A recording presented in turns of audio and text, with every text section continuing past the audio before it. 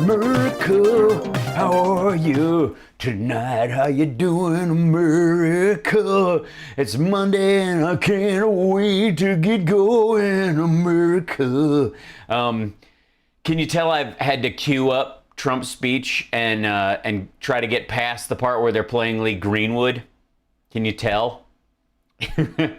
It's an occupational hazard. Every time, got to put in my see Don Jr. If you're watching, I put these in because that way I can listen to the videos that I'm playing back and I can respond to them without there being a loop of audio back to the people who they don't hear it twice through my speakers and create a real. So it's professional, not just because I forgot to take them out. Hold on one second.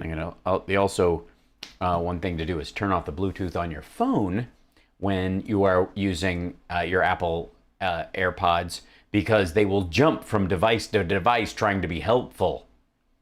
They are the autofill of headphones in some ways. How glad you took the weekend off from Diaper Don. Well, it wasn't that I took the weekend off, it's that to find a good quality version of it wouldn't happen till later, till they posted it after the fact. The pants backward thing, I personally believe is an effect. We'll definitely know by the end of this video. I think the funny part is, and this is, honest to God, I think it's worse for him that his pants, that somebody tried to fix his pants to make him look that way, because the fact that he made FUPA trend is gross. Like beyond even like the pants backwards thing, there's, believe me, the vast majority of his followers would either think it was adorable and him just, owning the libs, or, think it's a QAnon code. Everyone, the zipper is in the back. Mike Flynn's coming in through that way. Like honest to God. So we'll see. But I want to bring this. Oh boy. And again, have to jump around because he's still coming on to the same stuff during his rallies. See what I mean? It's the same. It's the same playlist. And he's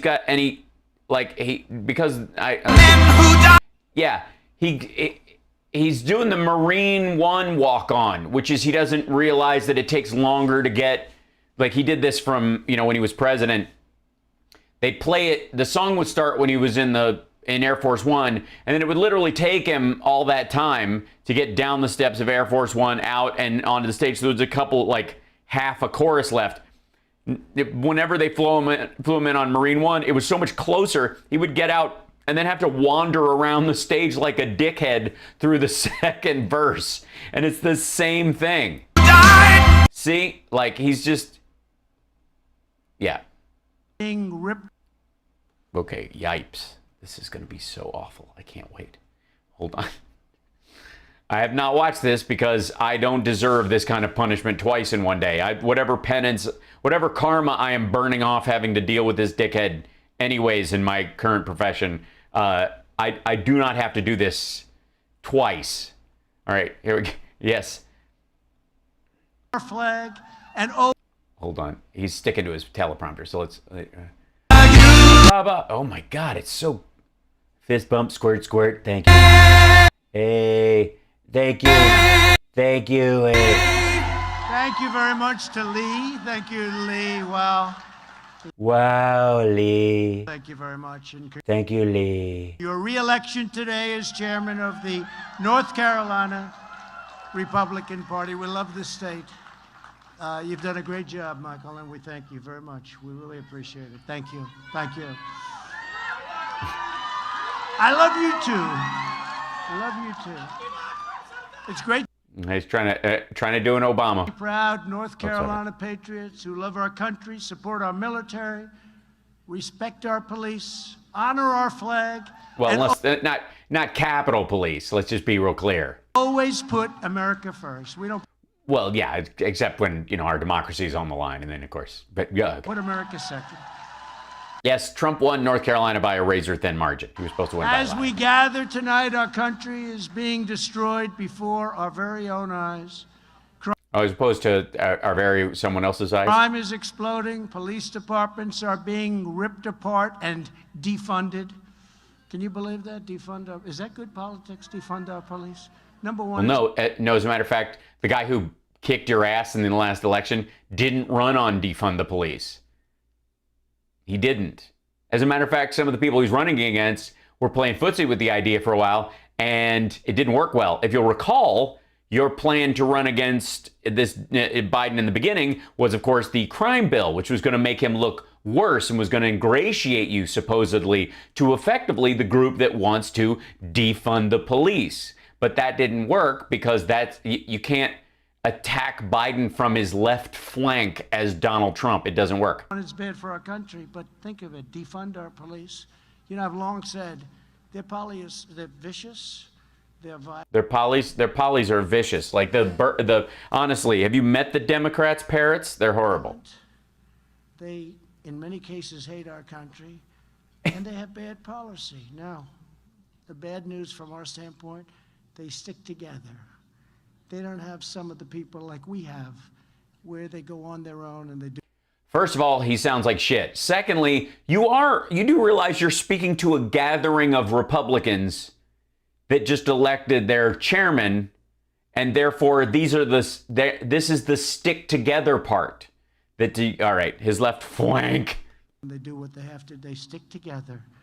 Oh, it's the one thing that I don't understand. One thing they have, they stick together, but their policy is so bad, and we're going to have a tremendous... His voice is like, this audio is really low.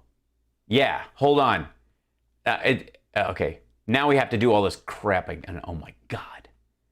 Let's see if I can bring this audio, because this, I mean, obviously, terrible job, terrible. Okay, hold on. I'm gonna have to hunt through this ridiculousness again, aren't I? And find a different version. It's amazing to me, like, let's see, all of, oh, here we go. I've got to go to the tail end of this nonsense.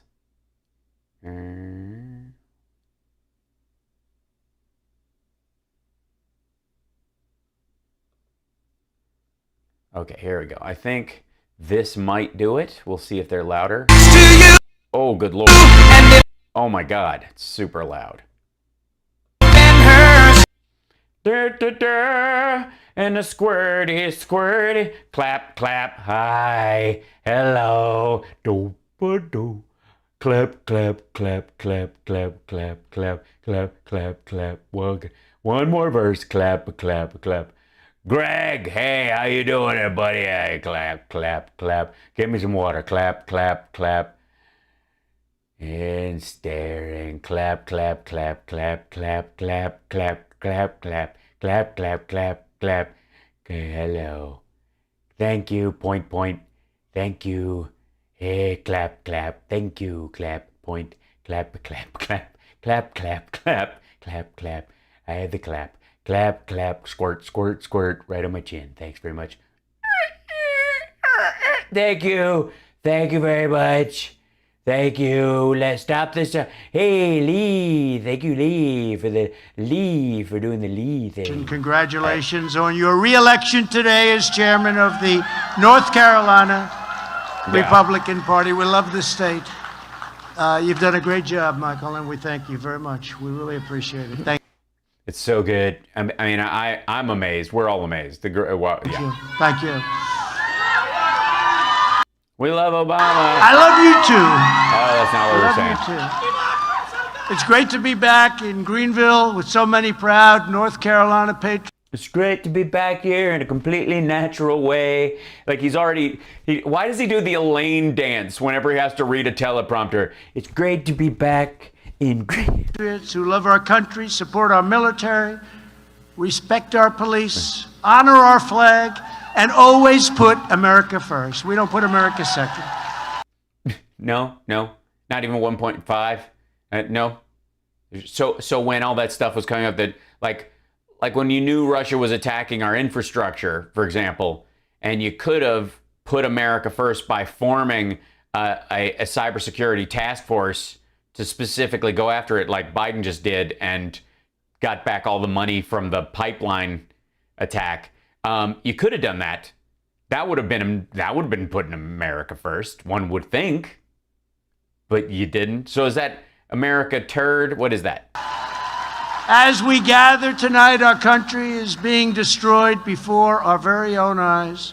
Crime is exploding. Police departments are being ripped apart, defunded. Can you believe that? Is that good politics, defund our police? Number one, it's bad for our country, but think of it, defund our police. You know, I've long said, they're vicious. They're polys is vicious. They're violent. They're violent polys. They, in many cases, hate our country, and they have bad policy. Now, the bad news from our standpoint, they stick together.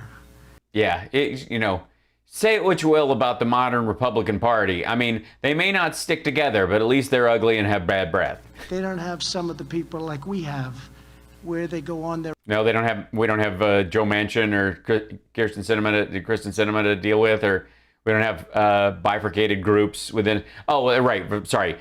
All of our craziness still fits under the actual envelope of functional government. I forgot. And they do what they have to. They stick together.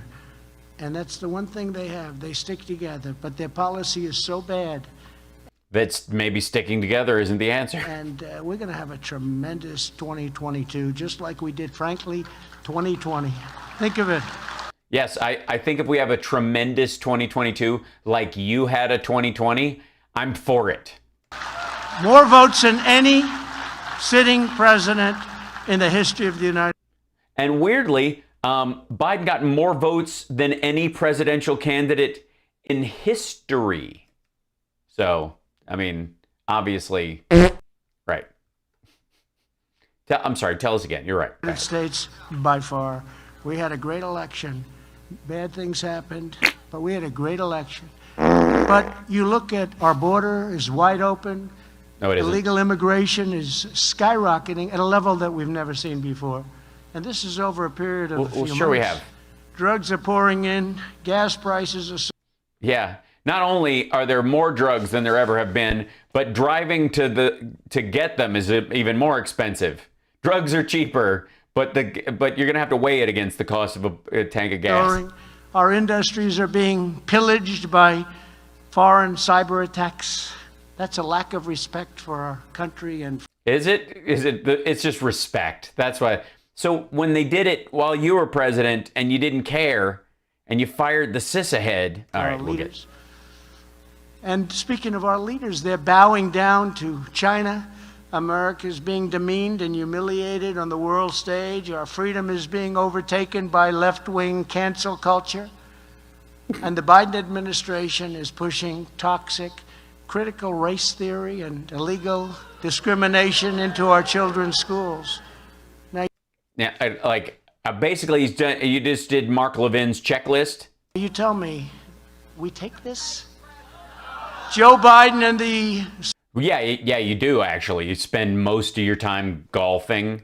You formed a micro blog. You whine a lot. But yeah, you take it. You basically, I mean, everything about this says you take it. Drop your shorts and bend over, Mr. Babar. Moon River. Socialist Democrats are the most radical left-wing administration in history. Even Bernie Sanders can't believe it. He said, I can't believe this happened. This is worse than I ever was. Is that what he said? And I don't know if they even know what the hell they're signing. Somebody's drawing these documents and putting it in. It's getting signed. It's a disgrace what's happening to our... Projection's fun. Why you're staring at me? It's my hair, isn't it? It's nice today. Our country. I have kind of like elven, like... I have a very Lord of the Rings hairdo today. It's not... I laid it down more, you know. The survival of America depends upon our ability to elect Republicans at every level, starting with the midterms next year. We have to get it done.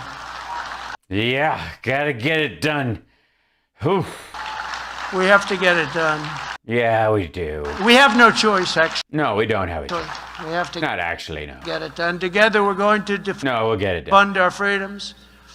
You just take a look at what's happening. I we am. have to defend our freedoms. Borders. We have to do all of these things. And the cancel culture, the defunding culture. Yeah, the defunding culture. There's a big defunding culture, especially in Biden's $4 trillion economic plan. It's all full of defunding. They have this weird inverted way of doing defunding, which is more money. The defending culture, and they defend the wrong things. I'm sorry, what? The funding culture, the defending culture, and they defend the wrong things. We're not going to let it go any longer. No, we're not going to let it go any. What? Wait a minute. The cancel culture. That I understand. The defunding culture.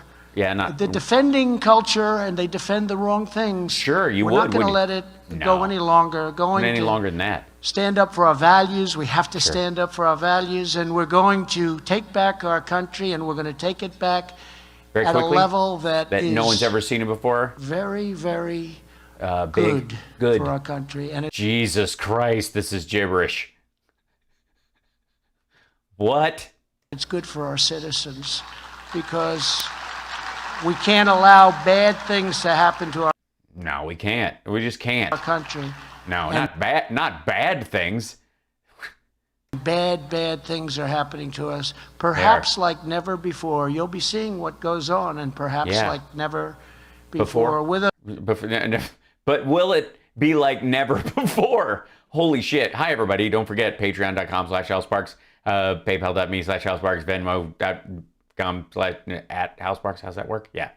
Bits and stuff. There you go. This evening are many outstanding North Carolina Republican leaders who are fighting right by our side, including one of the strongest and bravest new voices in the Republican Party. He's been a great supporter of mine, and I'm a great supporter of his. Your incredible Lieutenant Governor, Mark Robinson. Mark? Stand up, Mark. Good job. Thank you. Thank you. Clap, clap, clap, clap, clap. Thank you, Mark. Thank you, Mark. He gets a standing ovation. You think Trump's going to let that stand? We're also joined by... I guess he is. He doesn't have much choice. Some of your terrific representatives in Congress, and I think Virginia Fox is here, who I just endorsed. Where's Virginia? She's around here someplace. Virginia, thank you very much. Thank you, Virginia. I thought, Virginia, you should have a better seat than that. I'm sorry. A great guy and a friend of mine, a tremendous supporter, David Rouser. David, thank you very much. Thank you, David. So, thank you, David. Great. The magnanimity. Dan Bishop, right from the beginning. Been so good. Thank you. Thank you, Dan. He's the one who made all of this losing possible. Great job. We had a big victory that night, didn't we, Dan? Huh? He said, I don't know if he's going to win. He won. He won big. Richard Hudson. Richard. Thank you. Great job, Richard. Great job. Great job. This basically, he's doing paid cameos live. Somebody I've gotten to know very well, and he is a handsome sucker. Where's Madison? Madison Cawthorn. Where is Madison? Where's our Madison? Don't tell him to stand up. Oh, thank you, Madison. Thank you. What a great guy. What a good future you've got. Where the hell is Madison? Yeah, he's saying hi to him and over here. He's actually, somebody was pointing that he's over that way. Thank you, Madison. Great job. Thank you very much. If I had a face like him, I would have been president 20 years earlier. 20 years earlier, Madison. Well, yeah, you also would have been busted for all of your rapes a lot earlier, too. And thank you very much. Great job. Thank you. Greg Murphy. Where's Greg? Where's Greg? Thank you, Greg.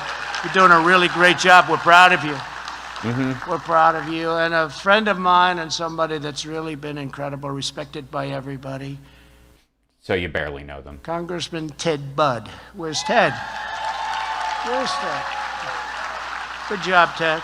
So you work the room. I'm guessing, what I'm saying is you work the room with these folks, or you talk to them, and somebody put on your stand, because you have a good staff working, that says table 6, table 5, table 3. so that when you're making a speech, unless you were actually sitting amongst people and then came up, which you wouldn't do in his case, your staff would, in case anybody's wondering how this works, they would put the name in or the table where they're sitting and work it out with you beforehand in the teleprompter on your speech, or have a little seating chart as a little note.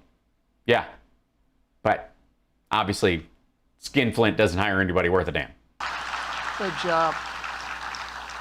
And here as well are two people that you may know of. Actually, I probably like her better because she was a supporter of mine before he was. People don't know that. Deb Meadows, stand up. Stand up, Deb. But we have to say, Deb, he wasn't far behind. It wasn't like, many, many months. No, he had somebody else in mind, but he switched over very quickly. I don't know if he had a choice, right, Deb? Mark Meadows, everybody, real great guy. Yeah, not so much.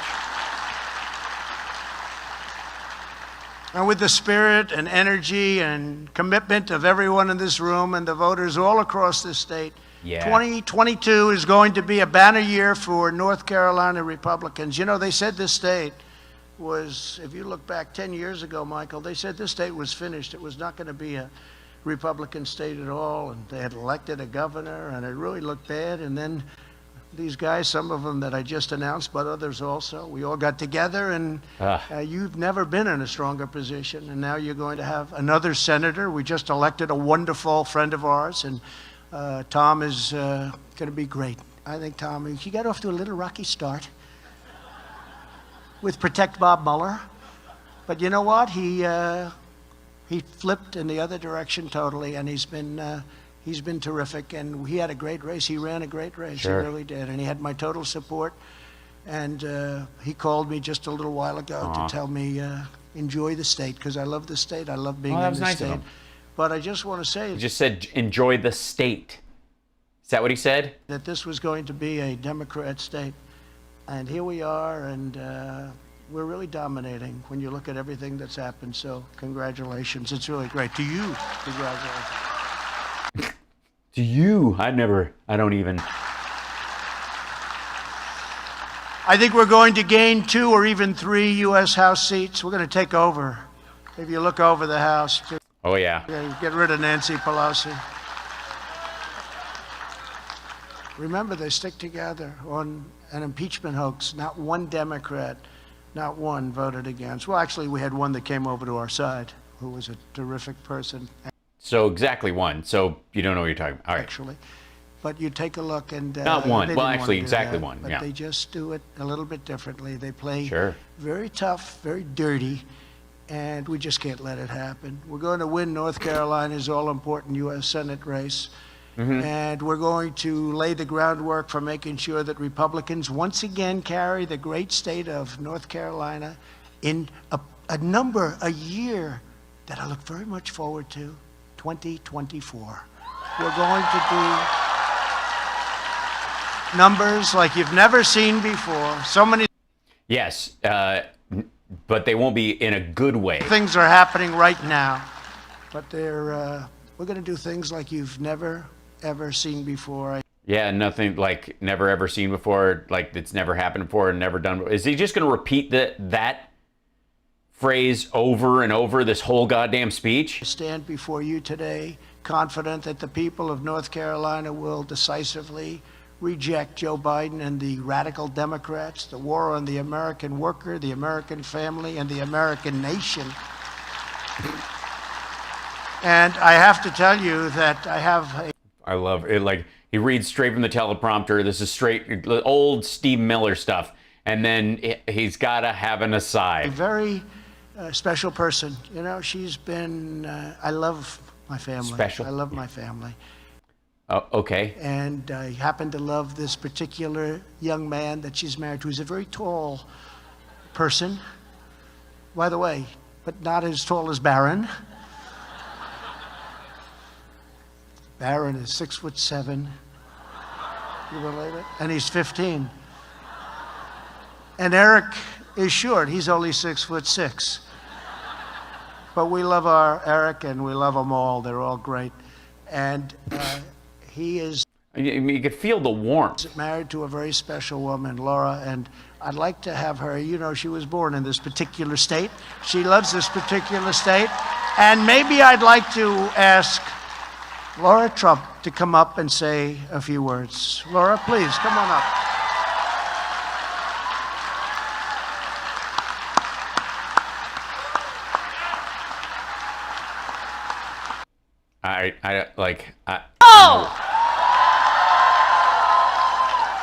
Can we just start off really quickly, and I'll keep this brief, but Donald Trump is 2-0 in the state of North Carolina, folks. How about it? Not bad. And I gotta And Botox. thank all of you because I promised my father-in-law that we would win this state for him, and we won it in 2 elections. So thanks to all of you. But you guys know, I was born and raised in this state. I absolutely love the state of North Carolina. My parents, Bob and Linda, are here with my brother Kyle. Oh, she knows what table they're at. They drove in from Wilmington Tell him where Wilmington is. to be here tonight. My brother graduated from ECU right here in Greenville. He's a pirate. Pirates aren't good. We had problems with them in the waters off of Yemen, I think. Where was that? And this state truly made me the person that I am today. I love this state so much, I named my daughter Carolina, okay? And I don't mean it as a pander. I don't want any of you UNC fans to get any ideas, because y'all know I'm Wolfpack for life, all right? Okay, so New World Order horn sign. I'm sure that will show up in any number of Hillary documentaries. I want to set that one straight. Now, you may have heard a rumor. By the way, he's just standing over there while this happens? In North Carolina. Decision. And how long does this go on? Saying no. Good Lord. And I special from the state room. I am not fighting every I'm still here. step of the way with Senate seat.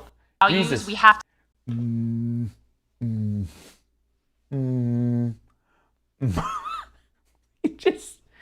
to have a person in that Senate seat who represents North Carolina and is going to lead this country in the right direction. So I want to say thank you to everybody. I had so much support and so many people that were so sweet and poured out so much love for me with the thought of me possibly running. So again, no for now, not no forever. At the right time, I would absolutely love to come back and consider running for something here in my home state because I love it dearly.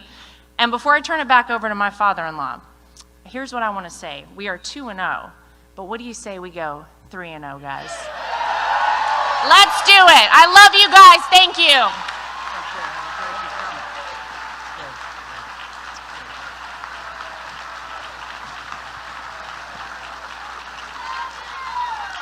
Oh, those polls, if you believe in those polls.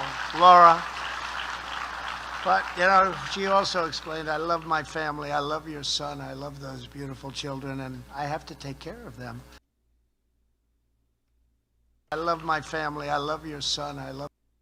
You mean your son? Or...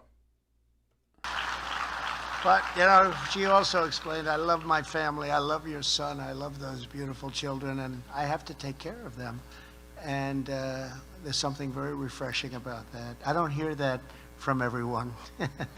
Sadly, I hear a lot of the opposite, actually. What? Opposite what? What? Does everyone say they hate their children? What the fuck are you talking about? What? And there's something very refreshing about that. I don't hear that from everyone. Sadly, I hear a lot of the opposite, actually. But that's why you're such a special part of the family, because you look at the numbers and you look at the polls and the love that this state has for you, it's incredible. So thank you. And I've been putting a little pressure. I said, make your decision, please, because we have to pick somebody. And what I don't want is I don't want a lot of people joining a race that have been big Trump supporters, and then I have to go with somebody, because there's somebody in this room that I think is very special, somebody that I've worked with, always been with me, always been with Mark and Deb. I don't know where they are, but... And all of us. He's a man that hasn't been pushing me at all, unlike some of the others that are running that won't win. They won't win. You know, we have another race after this one. This man's a great politician, but more importantly, he's somebody that loves the state of North Carolina. He loves the country. And I'm going to do it now because, again, I don't want a lot of people running and then they're going to be disappointed. And in many cases, they're friends of mine. You know, they're great people. They're thinking about running. They want to run. And they wanted to wait, frankly, till Laura made her decision because she would have been tough. She would have been tough. And she's very outstanding. But I think she did the right thing for her and for her family. But this gentleman is going to be your next senator. He's going to be somebody that you're going to be so proud of. He will fight like hell. Would you agree with that, Mark? Well, he will fight like nobody fights. Who? And a lot of you don't know him that well, but you're going to know him probably within about 2 minutes. Ted Budd, please come up. Please come up. Please come up, Ted. I am giving Ted Budd. Come on, get up here, Ted. Him my complete and total endorsement. We're going to work with him. We're going to campaign with him. Oh, this is his boy. Can't pick people that have already lost 2 races. You can't pick people that have already lost 2 races and that do not stand for our values. So I'm going with Congressman Ted Budd, complete and total endorsement. Come on up, Ted, please. Thank you, President. Yeah, thank you.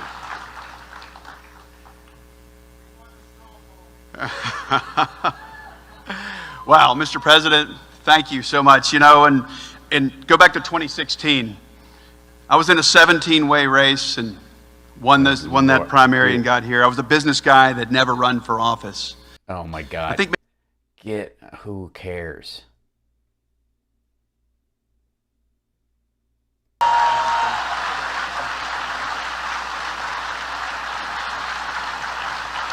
Don't let me ever catch you wearing my suit again.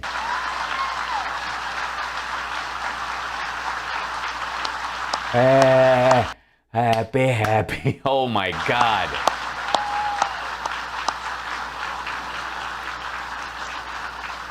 Well, thank you very much, Ted. You know, honestly, he did not know about this until about 15 minutes before I walked to the podium.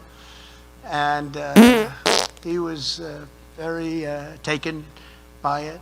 You mean you made a flippant choice of who you are going to give total endorsement to, unequivocally, without any reservation, and the guy didn't even know? You hadn't even spoken to him about it? You just picked the guy who was obviously the front runner? Jesus. And I have read this on numerous occasions, so I'm not saying it myself. The wonderful, that's a lot of media, that's good. Wow. It's hard for them to cancel when you get great ratings, isn't it? You know, yeah, you're on, that's the Right Side Broadcasting Network feed. Did Fox carry the whole thing live? I know the local Fox affiliate did. They may edit that out. They don't want to have that. They don't like that. They may have to edit that out, Ted, but that's okay. They don't like those endorsements. But we've been... They don't? It's kind of the only thing they do give a shit about. Very, very successful. Literally hundreds to 1, hundreds to 2 in terms of the endorsements and the power of the endorsement, because people respect that I do want to make America great again. We were doing that. We were doing that at a level that nobody's ever seen, and putting America first ahead of China and ahead of all of these countries. Well, except when it comes to, you know, saying that she and the CCP are completely transparent while you're signing a trade deal with them, and then ignoring COVID for months and months and months because you wanted to finish that. And I don't know which is first. People know that that's where we were. And before the pandemic came into our shores, we were... Before a real test of leadership happened? Doing numbers. In history, there's never been anything like it. Well, not note for note, sure. Unemployment for everybody, for every group, everybody was the best it's ever been. We're up to... No, that's not true. 160 million people. No, we were never even close to a number like that. Well, yeah, but that's why we go by percentages, because if you were just counting That's how many people were in the entire country, let's say, in 1910. And then we had this horrible thing come in from China. And we got that one right, too, by the way. Do you notice? You see what's going on over the last... It's called the lab. It's called the lab. That was an easy one. Wuhan. But you had this horrible problem come in, and like every other country, we went down, and they were saying how well India was. Look how well India is doing. Well, India's not doing too well now, and we've done an incredible job. And most importantly, with the vaccine coming up with it, but we've done an incredible job. And so many things have happened, and we built the economy not once, we built it twice. Think of it, because we built it, we had the highest stock market ever, the best job numbers.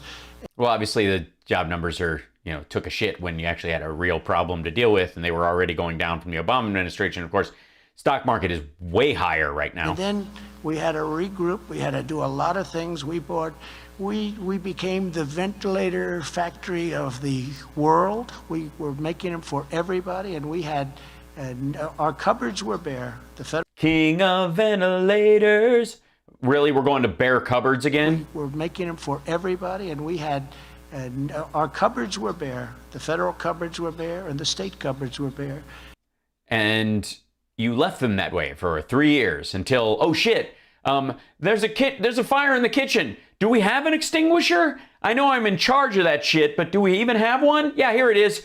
It expired 2 years ago. You're supposed to, shit. I'm the greatest leader ever. And we've done a tremendous job. We never got the kind of credit that we deserve for that. One thing we do get the credit for from everybody, even the other side, although they try and disparage it as much as possible, was the vaccine, coming up with the vaccine. But we did something else. What else? That people don't talk about it. What was that? I made a bet, and I shouldn't call it a bet because it wasn't a bet? Maybe you say speculation as opposed, but it was somewhat of a bet. Oh, you mean investing in the stuff before we had, that was in the pandemic response team's manual they gave you? We bought billions and billions of dollars worth of vaccine and all forms of getting that vaccine into your body, the needles, the bottles, the whole thing. We bought millions and billions, actually, of dollars worth of the vaccine, and we saved a period of a year, maybe more. You wouldn't have the vaccine right now. This room would be empty because they would ask me to be here, and I would say, no, thank you. And you would say the same thing. This would... I thought he was going with, like, this room would be empty because everyone would be dead. It'd be an empty room right now. It'd just be there, just alone, I said, to no one there. Now, and your state would be in a lot of trouble, and the country would be in a lot of trouble, because you wouldn't have the vaccine until probably October, and might have even been later than that. Well, yeah, that's why Congress and the CDC and the NIH and everybody was advising buying it early. All you had to do was sign the paperwork. It wasn't your idea. And one of the things I'm most proud about is that other people suggested good ideas and you didn't do everything you could to shut them down? The vaccine, develop the vaccine, and I pushed the FDA. They have never been pushed, would you say, Mark Meadows? They have never been pushed like that. He was there at a lot of those meetings. Those were not nice meetings. They do not like me too much, that I can tell you.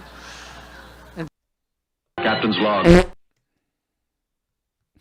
Frankly, the drug companies don't like me too much either, because I did a thing called favored nations, where we have to pay whatever the lowest is in the world. That's what we have to pay. Nobody.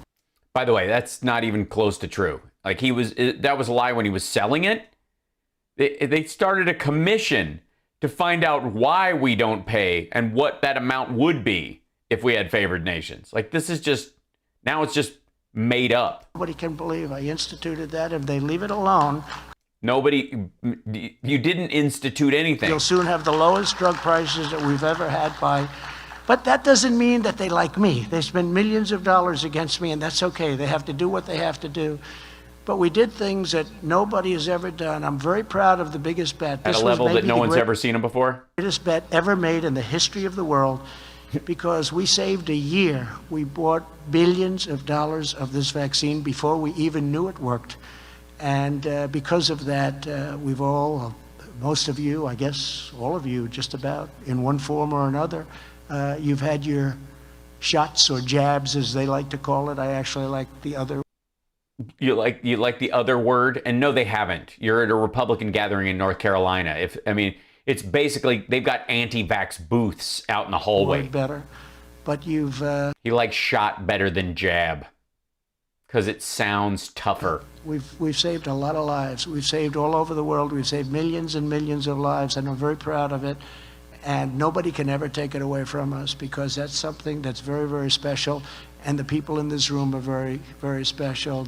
And yeah, the camera's very special, and the graphics are special, and right side's special, and these flags are Biden special. administration Is very special.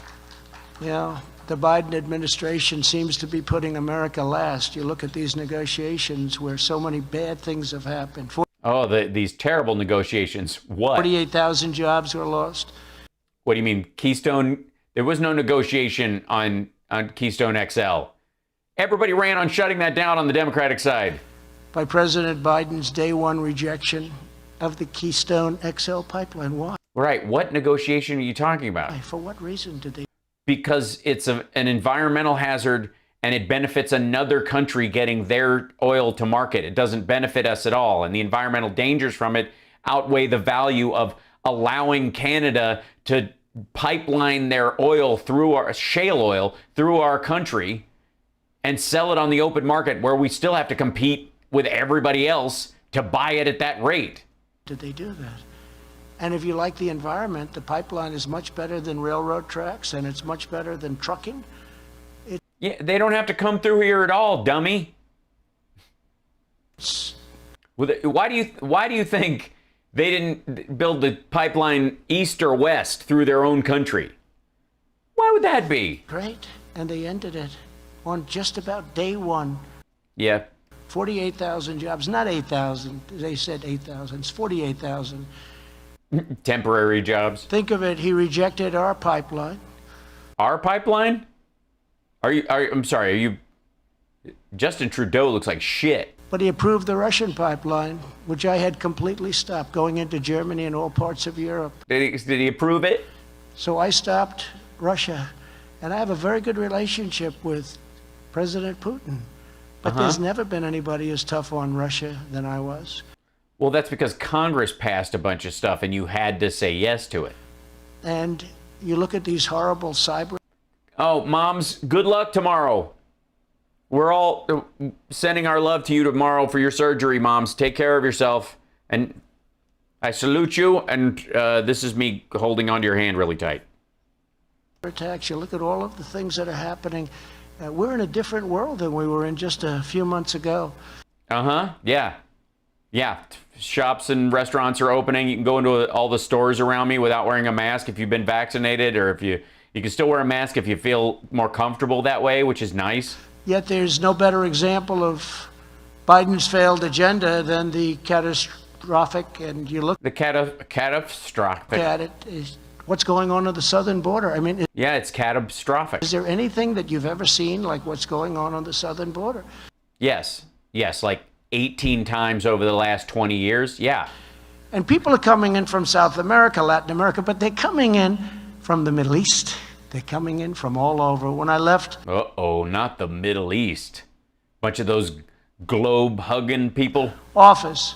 The orb huggers. We gave the new administration the most secure border in U.S. history. We had the most... And by we, he means he's speaking on behalf of COVID. Secure border in the history of our country, and that included drugs, that included human trafficking, which is a magnificently horrible... It is magnificently horrible. Holy shit. And big business. It's a magnificently horrible and big business. Why do you sound jealous? Mostly trafficking in women, and the numbers were down to levels that they hadn't seen in many, many years. Yeah, because no one was crossing the border, and no one was going out, and no one was mixing with people they didn't know, and people wearing masks. I don't know the extent of how human trafficking works in terms of, I guess, border brothels and stuff like that. Is that part of what you're talking about, where people, since they weren't going out, business was way off? And all they had to do is just leave it alone. Just leave it alone. If you... Well, apparently not, because there were big holes in the wall that they're supposed to finish, right? Leave it alone and fix it, or leave it alone and leave the whole, I don't understand. Leave it alone. It would have gotten better and better. And the fact that we built... Well, if the wall's there and it's not working, how do you leave that alone? Almost 500 miles of wall.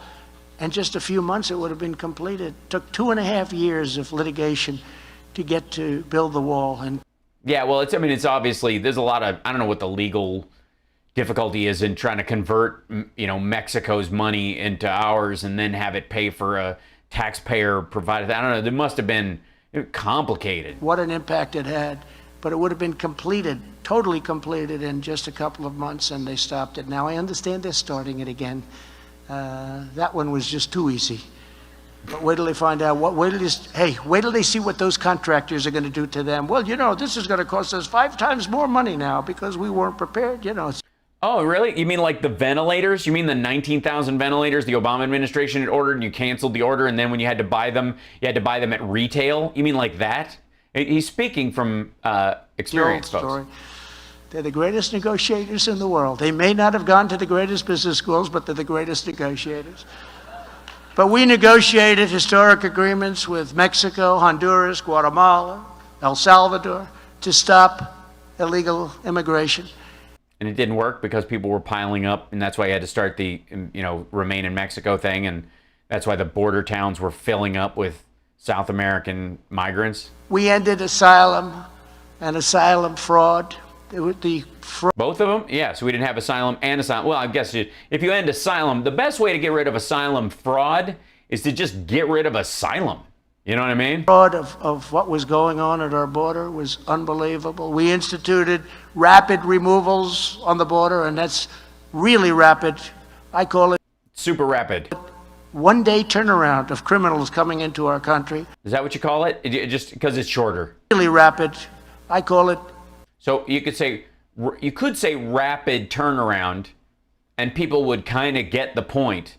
Fraud of what was going on at our border was unbelievable. We instituted rapid removals on the border, and that's really rapid. I call it one-day turnaround of criminals coming into our country. It's longer. Sending people home in record time. We have times that nobody ever heard of before. No, times like these were made for Taster's Choice. We ended catch and release. That's where you catch somebody. And release them? Be a horrible criminal. Could be a horrible criminal, except when you catch the horrible criminal, you don't release them. Catch somebody, a rapist, a murderer, could be a very nice person, I assume. A drug dealer. Could be a clean person. And we release them. Could be a shoe shine guy. Could be an architect.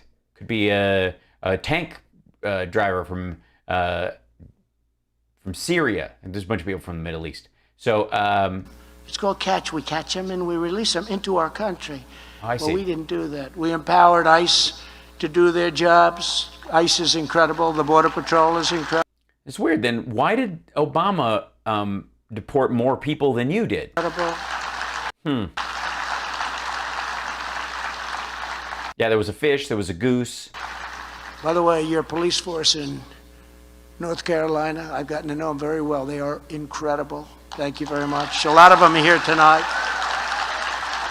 Oh, say. We cracked down on sanctuary cities, deported gang members by the thousands, and dealt a crippling blow to MS-13, that's the most vicious gang of all, and we took them out of here. By the way, if you'll notice, there's been a lot of big gang busts, both in New York, Washington, D.C. There was one in Baltimore where they're getting they're rounding up and using gang tactic teams and RICO and all this stuff to just sweep these entire 20 dudes at a time. They're all going away for a very long time, for murder and drugs and all this other stuff. And none of them are MS-13. They're just not there. They're the people who control all these cities. By the thousands and thousands brought back to where they came. And those countries didn't want them back. And especially the ones that are from here. What he doesn't tell you is they were trying to drop off American citizens. And a little story, I said, well, what do you mean they don't want them back? They weren't taking them back. They didn't want them back. They sent them out. They didn't want them back. And I said, that's bad. And they told me that, sir, we can't take them. They won't let us land planes. They're putting other planes on the runway so we can't land planes. They won't take the buses. I say, They won't take the buses? how much do we How much do we pay to land a bus on the tarmac? pay those countries? Sir, we pay them $500 million a year. Oh, you do? Tell them we're not paying them anymore. And the next day I got a call from all three countries. We'd love to have MS-13 back. We think they're wonderful people. We never had a problem, and now they blew that one too. They blew that one too. Did they? Because they're doing direct deportations of people at the same clip they were doing under Obama, effectively, when they're gang members or violent criminals. We still have those planes. I'll never forget it. We'd love to have them back. It would be a great honor to take them back. Those runways opened up like you've never seen anything open up. Yeah, like nothing's ever opened before. Good Lord. After we instituted these policies, the number of illegal aliens coming across our border declined by an astounding 91%. Yeah, during COVID. But under Joe Biden, illegal crossings are up nearly 1,000% compared to the same period last year. Yeah, when they were down 90%. So they went from 10,000 to 1,000, and now they're back up to 10,000. They're emptying their prisons. They're sending murderers, drug dealers, human traffickers, and others just as bad to the United States. Let the United States take care of them. Remember, it's called America Last. Is it? So these people you had a great relationship with, the Mexican president, so he basically like, oh, Biden's in now, let's dump our prisoners into America. In April they'll kill them. Alone, over 175,000 illegal aliens were apprehended and mostly released. You know where they were released, right? They were released into our country. And we saw the largest number ever of unaccompanied minors. We've never seen anything like it. If you just watch some of the semi-fair you don't have to watch fair, semi-fair. They talk about it because I think The television semi-fair? Jesus Christ. they have no choice, and I think they're going to see it more and more. You don't see it too much on the evening news yet, but you're going to see it because they're destroying our country. But it is... Everybody's like, I don't know what the fuck. Does anybody know what this... Much worse than that, because there are at least 1,000 aliens who are simply getting away every single day, as the radical Democrats have. 1,000 aliens getting away every single day? That's so frightening. Hold on. Did that work over here? Hold on. Let's try it. Yeah. Did that work? Hold on. No, guess not. Oh, I know why. No, there it is. Continue. Intentionally, ruthlessly, and systematically dismantled the sovereign borders of the United States of America. That's rough. Hold on one second. Here, hold on.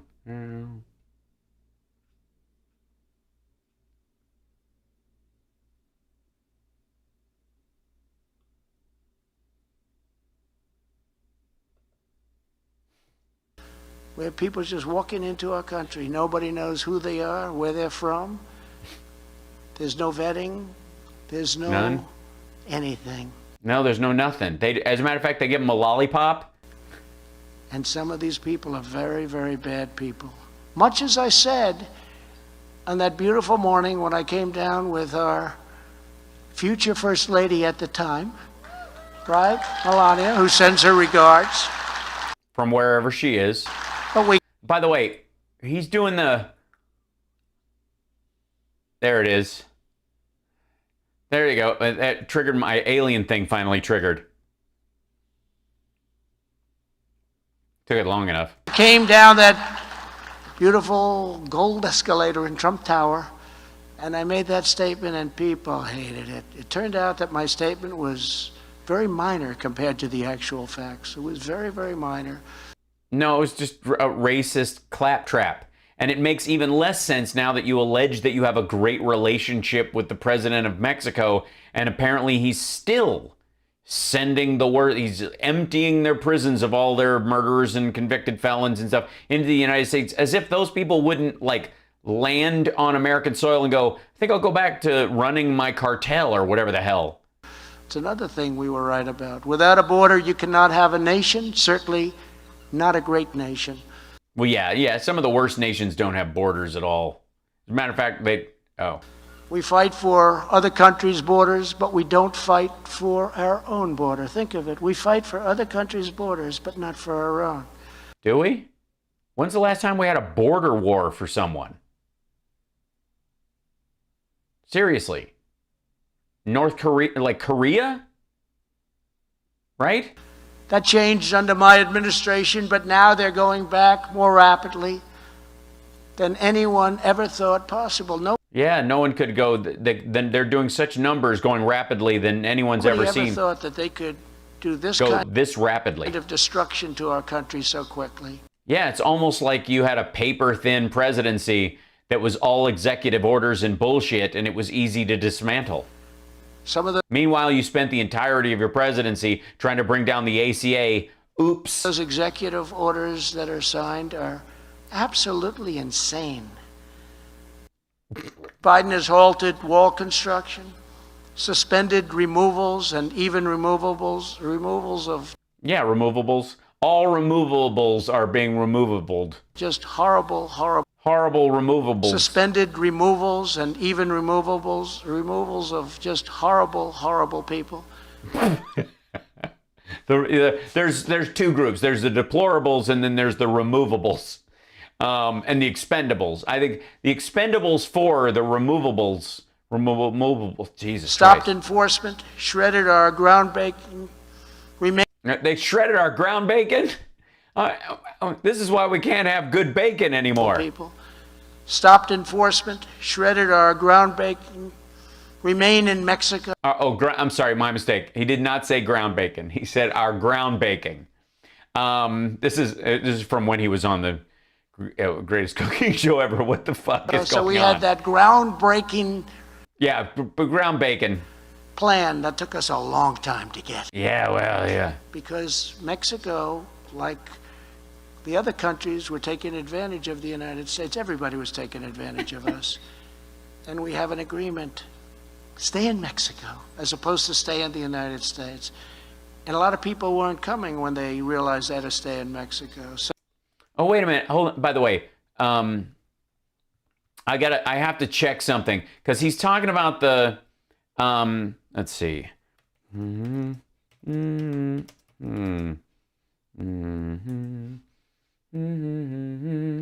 So, I just wanted to check on the whole open borders thing. I want to make sure that what Trump is telling us is right on the money. Let me check real quick with the current messaging of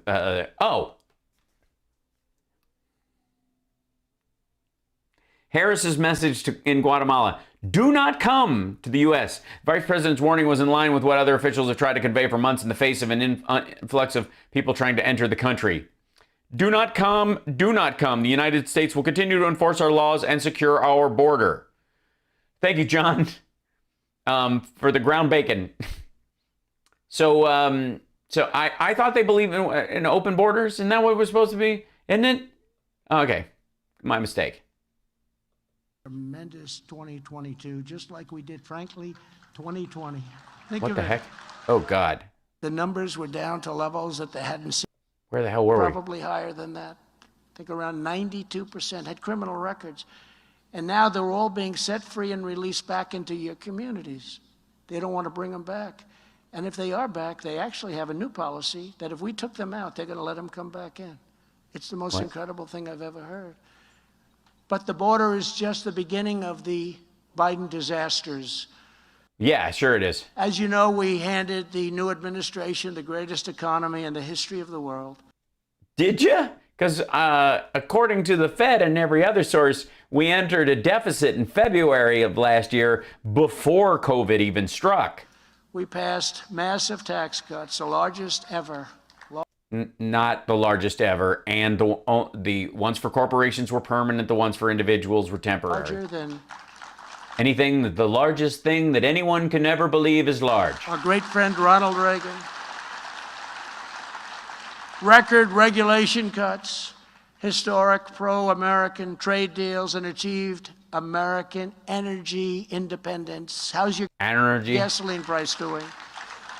Actually, I guess you were hit worse than any state, from what I understand, on the cyber attack. It's incredible. It's a lack of respect.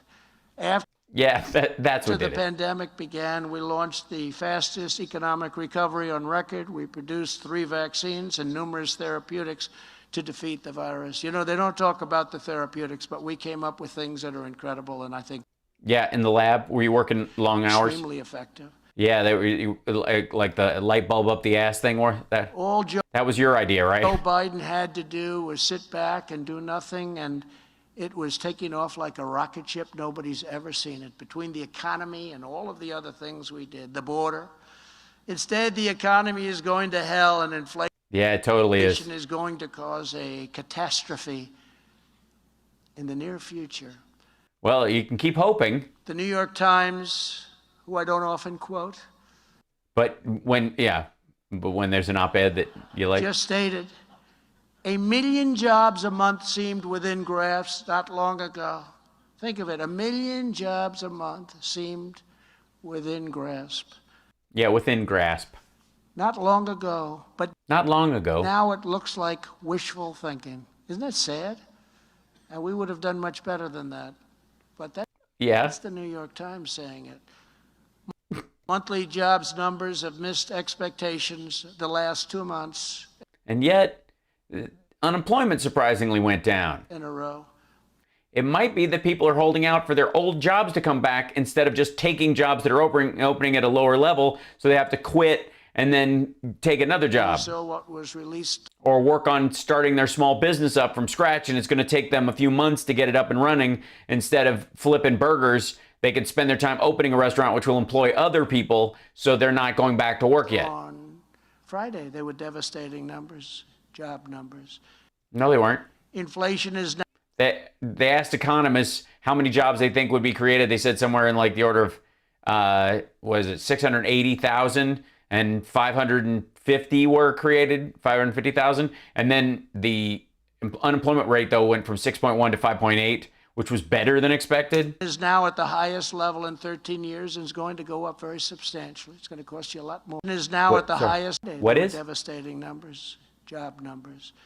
Inflation is now at the highest level in 13 years and is going to go up very substantially. It's going to cost you a lot more. Imposing a stealth tax on hardworking Americans, and especially on middle-income Americans.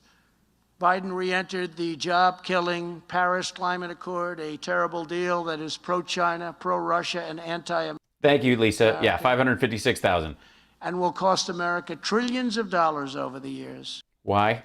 This is a deal that is so one-sided against us, How one-sided is it? like practically no other deal, but they're all bad. But this one's a real beauty. But it sounds so nice, right? The Paris Environmental Accord. The Paris Climate Accord, but sure. Gas prices have increased He's just pissed that nobody in Paris wants to ever see him again. almost 71%. Did Hal lower the? That's Trump on his own. I think they lower the volume on their thing went down. Since 1 year. Unless, oh wait, hold on. Did I grab the other one? Is that what happened? Oh, I'm sorry. That's my bad. Good Lord. So the enforcement Yeah, sorry. was so much better, and it was getting to a level that nobody's ever seen, and then we finally hit that level. Nobody's ever seen anything like it. They turned America into a sanctuary for criminal aliens, and effectively they were abolishing ICE through agency directives. What they've done to ICE and what they've done to our Border Patrol heroes is incredible. It's incredible. And these are some of the finest people you'll ever meet. I got to know so many of them, and they're among the finest people you'll ever meet. It's true. It's true, but not really next. I love move. our country. Despite the worst border crisis in history, we've had the smallest number of illegal alien removals ever recorded. 92% of illegal aliens we removed in 2020 had criminal records. You believe that? 90, over 90, and very substantially probably higher than that. No. That's because you criminalize just crossing the border on the same level of human trafficking and selling fentanyl to toddlers. Of course they have a criminal record. Around 92% had criminal records. And now they're all being set free and released back into your communities. They don't want to bring them back. And if they are back, they actually have a new policy that if we took them out, they're going to let them come back in. It's the most incredible thing I've ever heard. No, they don't. There's no policy. Seriously. There is, yeah. There's no policy where the Biden administration or anybody in it said, you know, all those, the criminals that they've been brooming out, that ICE has been getting out, you know, we're going to have a specific policy so those people, those folks will be let back in. I mean, it's just daft. But the border is just the beginning of the Biden disasters. As you know, we handed the new administration the greatest economy in the history of the world. All right, we saw this part already. Hold on. Our great friend Ronald Reagan. Record regulation cuts, historic pro-American trade deals, and achieved American energy independence. How's your gasoline price doing? Actually, I guess you were hit worse than any state, from what I understand, on the cyber attack. It's incredible. It's a lack of respect. After He's very shiny. the pandemic began, we launched the fastest economic recovery on record. Yeah, we're not actually into the recovery yet. We're still dealing with it. We're losing like 500 people a day still. Produced 3 vaccines and numerous therapeutics to defeat the virus. You know, they don't talk about the therapeutics, but we No, it would. You and a light came up bulb, with things that are a gallon of bleach, and I mean, what problems do you really have? incredible and I think extremely effective. All Joe Biden had to do was sit back and do nothing, and it was taking off like a rocket ship. Nobody's ever seen it. Between the economy and all of the other things we did, the border. Instead, the economy is going to hell, and inflation is going to cause a catastrophe in the near future. The New York Times, who I don't often quote, within graphs not long ago. Think of it, 1 million jobs a month seemed within grasp. Not within our grasp. long That's ago, so weird. but now it looks like wishful thinking. Isn't that sad? And we would have done much better than that. But that's the New York Times saying it. Monthly jobs numbers have missed expectations the last 2 months in a row. And yet, unemployment has gone down more so than that. Never mind, I don't even And know you why. saw what was released on Friday. They were devastating numbers, job numbers. Inflation is now at the highest level in 13 years and is going to go up very substantially. It's going to cost you a lot more.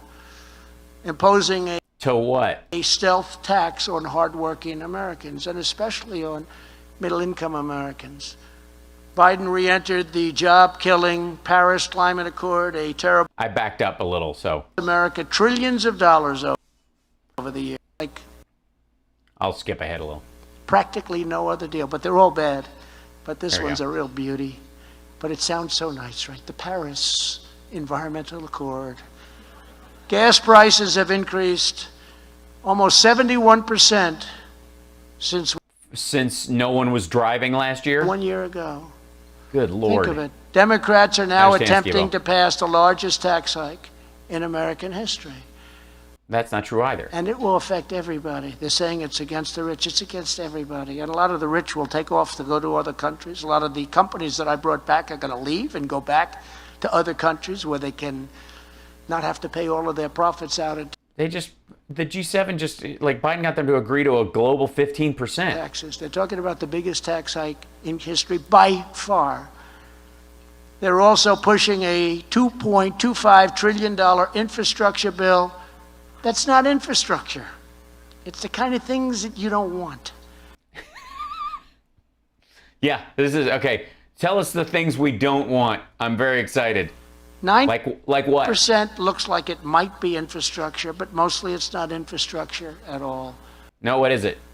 The Democrat legislation also includes an extreme plan to abolish single-family home zoning, which would obliterate your home values, increase crime, and destroy the suburbs, all to satisfy the far-left agenda of AOC, Bernie Sanders, Rashida Tlaib, and Ilhan Omar, who's telling us how to run our country. Had great experience. This is the whole she's one of the people he was like, go back to your own country and fix that and then come tell us how to fix ours. He's basically jumbling that in his head. She comes from a country that's done a wonderful job running their country. Now she's telling us how to run our country. While Democrats push economic This is her country, by the way. She's a citizen. policies designed to punish American workers, Republicans must keep on fighting to protect, promote, and uplift the American worker who we cherish. God damn, this is dull. And that begins with standing up to communist China. Last year, China inflicted an estimated $16 trillion of economic damage onto the United States with a virus that I call the China virus because I want to be accurate, that claimed the lives of hundreds of thousands of our fellow citizens. And look at the world. Yeah, look at the Look world. at what happened to the world. What happened to the world? It's not just us. It's the Not just us. world. And had It's our world. we not come up with a vaccine, you would have had a 1917 Spanish flu number. Ever since he was corrected, you guys have noticed this, ever since he was corrected on the air by that female host, he said 1917 instead of 18. He was always saying 1918. Yeah. They lost, they say, up to 100 million people. You would have had those kind of numbers. You would have had numbers that No one's ever just seen before? unthinkable. Unthinkable numbers that no one's ever seen before? But because of what we've done as a nation, because of the speed that we came up with a vaccine.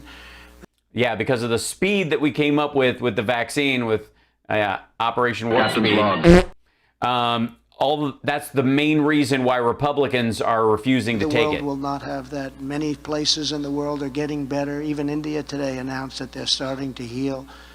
The media, the Democrats, and the so-called experts are now finally admitting.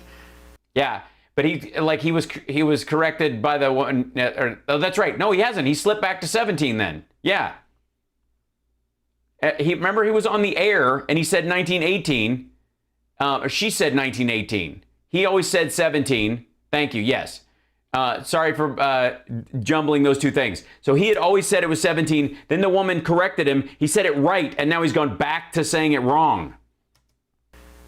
Thanks for catching that, guys. I'm talking out of my ass because I'm following along with First said this. 13. I think I'm getting dumber watching this. Yes, it's 1918, 1920, and he kept saying 1917. The woman said 1918. He said 1918 for the rest of the interview, and now he's gone back to 1917. 18 months ago, the evidence demonstrates that the virus originated in a Chinese government lab. Couldn't say it. What? That the virus originated. The media, the Democrats, and the so-called experts are now finally admitting what I first said 13 months ago. The evidence demonstrates that the virus originated in a Chinese government lab. Bullshit. You didn't say that. But, by no means did he say that. And if he said it 13 months ago, so during the time you were saying China was being completely transparent and all these, like, during all that time, it'll pass. It'll be done by April. I mean, it was created in a Chinese lab, but we'll be able to have Easter, but it was created, seriously. Couldn't say it. Yeah, because you don't know it even now. The virus originated in a Chinese government lab. Yeah, and holy shit. What? Couldn't say it. You couldn't say it. And Dr. Fauci, who I actually got along with, he's a nice guy. He's a great promoter, Not a great doctor, but he's a hell of a promoter. He likes television more than any politician in this room, and they like television.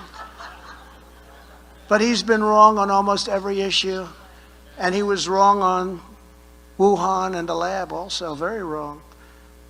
By the way, this is I don't know why this didn't get more coverage, but this is him making news because as a former president saying that China created COVID in a lab outwardly, if it actually is, I don't know what's bigger news, that a former president of the United States is claiming that that COVID was made in a lab and he's saying it unequivocally during the speech, or that he has nobody gives a shit about what this asshole says anymore, so he can say even something like that, and it literally doesn't even chart. And we ended the payments. You know, they were started in 2014, and then I can tell you, Mark Meadows came in, and I talked to him, and he saw what I saw, and I said, what the hell's going on? When did that start? Started in 2014, and we ended it. Our administration ended it. But generally speaking...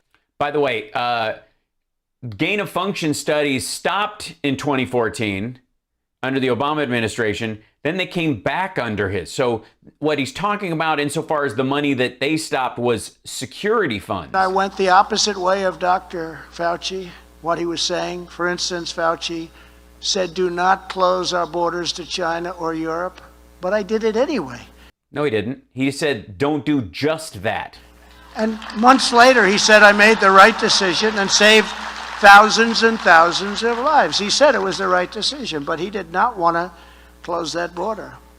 I said, wait a minute, there's tremendous infection over there. We can't let this happen. And we closed it, and I think we saved hundreds of thousands of lives. You remember the number was 2.2 million people in our country. If you did nothing. Who were expected to die. Fauci said powerfully at the beginning, no masks. You remember that? No, masks don't work, masks don't. And then he went into masks, and then he became a radical masker.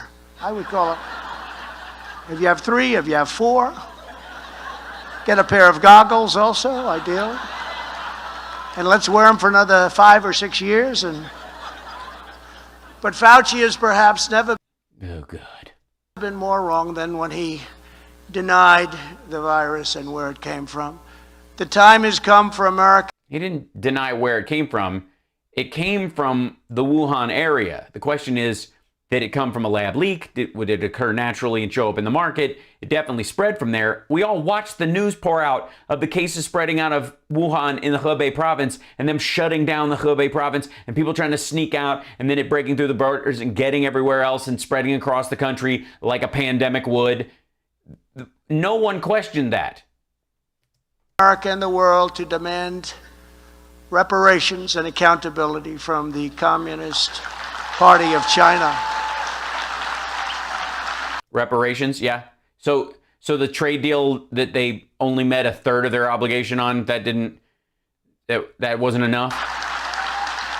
We should all declare within one unified voice that China must pay. They must pay.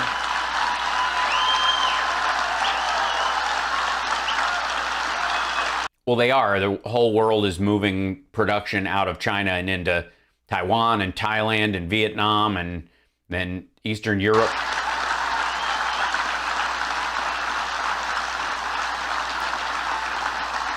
The United States should immediately take steps to phase in a firm 100% tariff on all goods made in China. You saw what Yeah, except Ivanka's. was happening with our tariffs. In fact, you know, the Democrats were fighting the tariffs. Oh, we don't. Well, he hasn't taken those tariffs off. He doesn't want to. Billions and billions of dollars, 25% tariffs on China. Billions and billions of dollars is pouring in.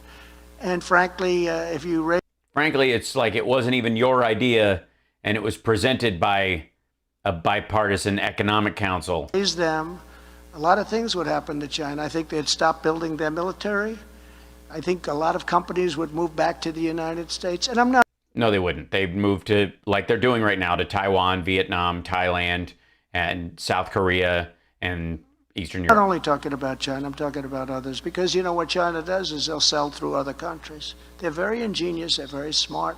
Had a great relationship with President Xi until the China virus came in. Then it was real tough. We made a tremendous deal for the farmers. You know, farmers are doing better than they've ever done because of us, because of me, because of what we've done with our administration. Better than they've ever done. Look at... Yeah, the biggest socialist payments, the biggest government subsidies to farmers in our history. I mean, honestly, all of this bragging, understand, whenever he brags about this, understand that this is all 100% taxpayer cash paid into the pockets of farmers. Literally the whole, like, they're paying farmers for food they don't grow or whatever. Well, all this went to China anyways. Look at wheat prices and virtually all prices. The farmers are doing the best, and one of the reasons is China's buying tremendous amounts, and they want to keep us happy. They want to keep me happy. I don't think they want to keep Biden happy. I don't think they care too much about Biden, to be honest.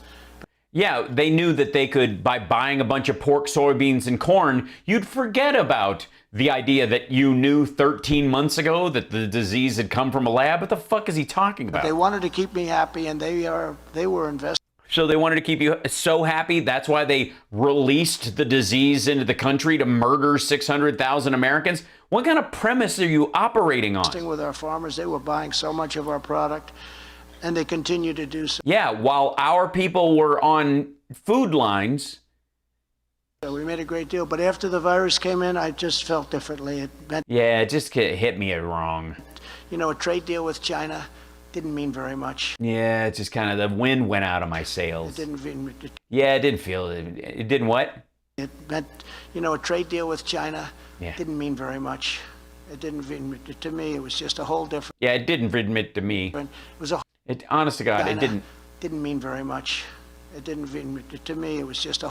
It didn't admit to me. Whole different. It was a whole different mindset. Does that make sense? I used to talk about the trade deal. I'd drive these guys crazy. That trade deal was great. Look at our farmers; they're starting to do great. You look at beef, you look at cattle, you look at all of the different things. Corn, beef and cattle, wheat.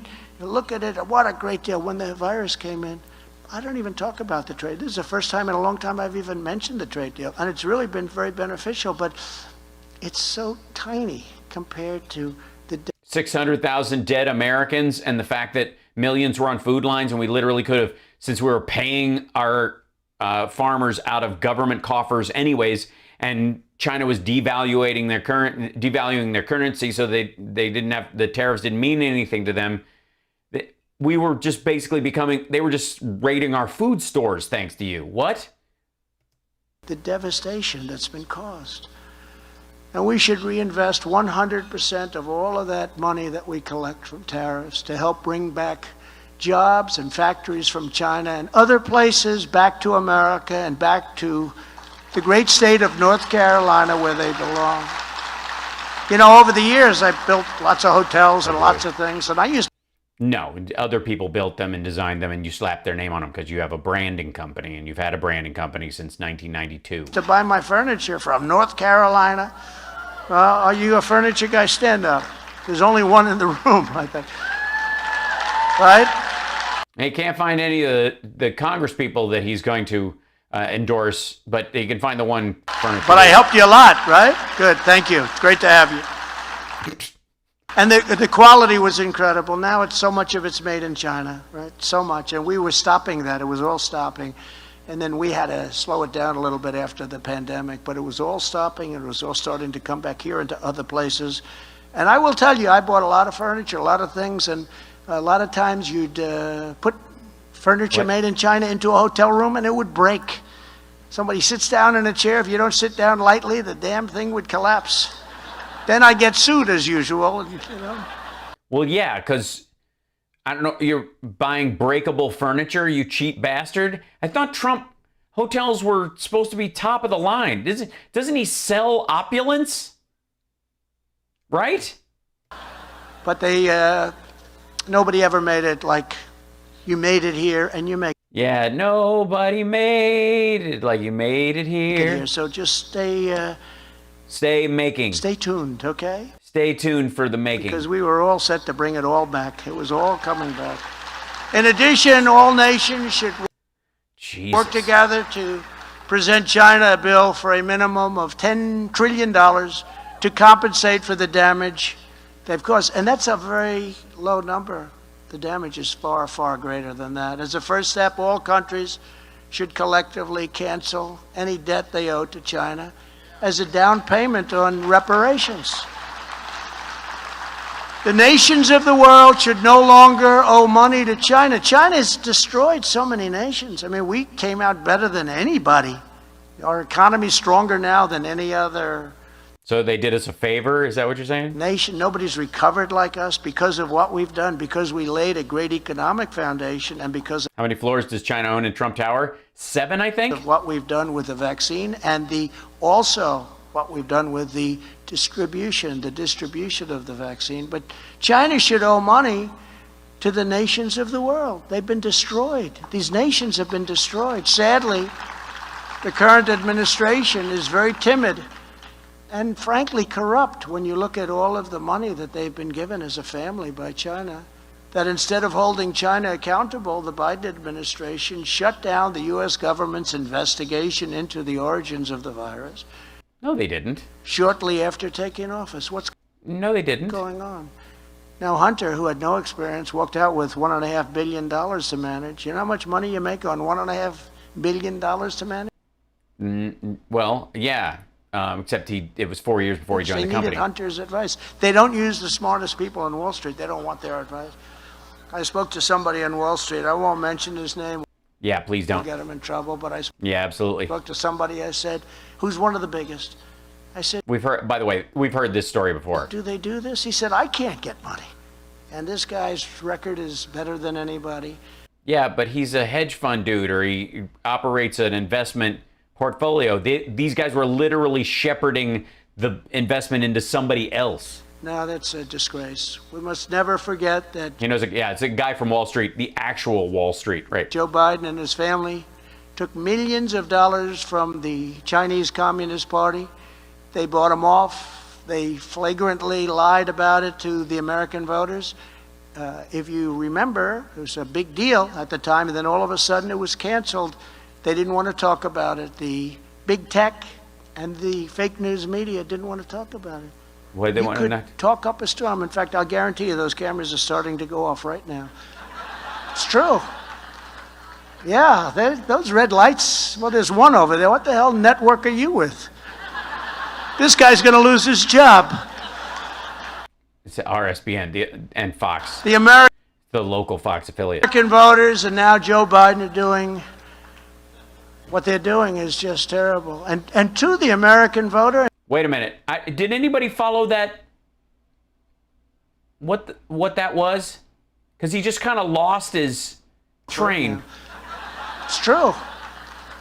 Yeah, Well, hold his on. media didn't want to talk.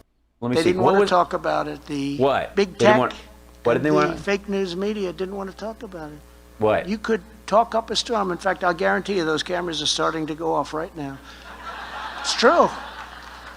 Yeah, those red lights. Well, there's one over there. What the hell network are you with? This guy's going to lose his job. The American voters and now Joe Biden are doing what they're doing is just terrible. And What? I'm sorry. The American who? and now Joe Biden. This guy's going to lose his job.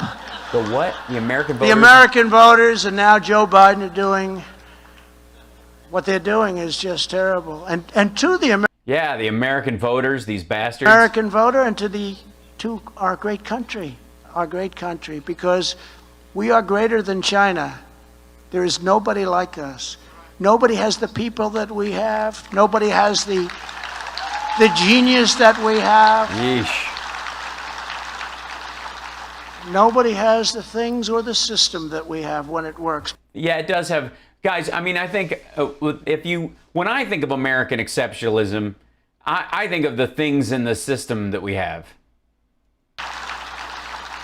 Nobody has the things or the system that we have when it works, but it's broken right now. It's corrupt. It's broken, whether it's elections, whether it's business, whether it's taxation, whether Yeah, the whole thing's broken. it's so many different things. So many different things. Nobody has what our country has. The Biden administration has been one shameful and embarrassing foreign policy disaster after another. And you know, the former Secretary of State, he said, Joe's never made a good foreign policy decision. Biden cravenly lifted sanctions on Iran. Oh, Iran. Oh, I would have They had would have been so glad. I would have had them give me a deal a already. deal in 1 week. Right. Well, then why didn't you? I would have had that deal in 1 week. Which week was this? 15 years in the future? 1 week. 1 week. If I won, I even told them, I said, you know what, let's get the election over with, we'll make a deal. It would have been a great deal. Now they're actually asking for money. Here we go again. Remember, they got 150 billion Of their own money. plus 1.8 billion in cash. Now they're actually asking for money. They never asked me for money. It's What? unbelievable. It's so sad to see. So many things. That's one. Look at what's happening with North Korea. Remember when I first came in, we were going to have a war. Going to war with North Korea. War is inevitable. Nuclear war we're talking about. Yeah, now they've got ballistic missiles that can reach the continental United States. Congrats. And he's pretty well and during your presidency. stocked up. And I got along with him. He's pretty well stocked up.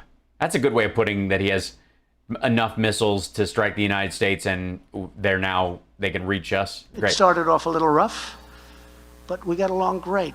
I liked him, he liked me, we got along great.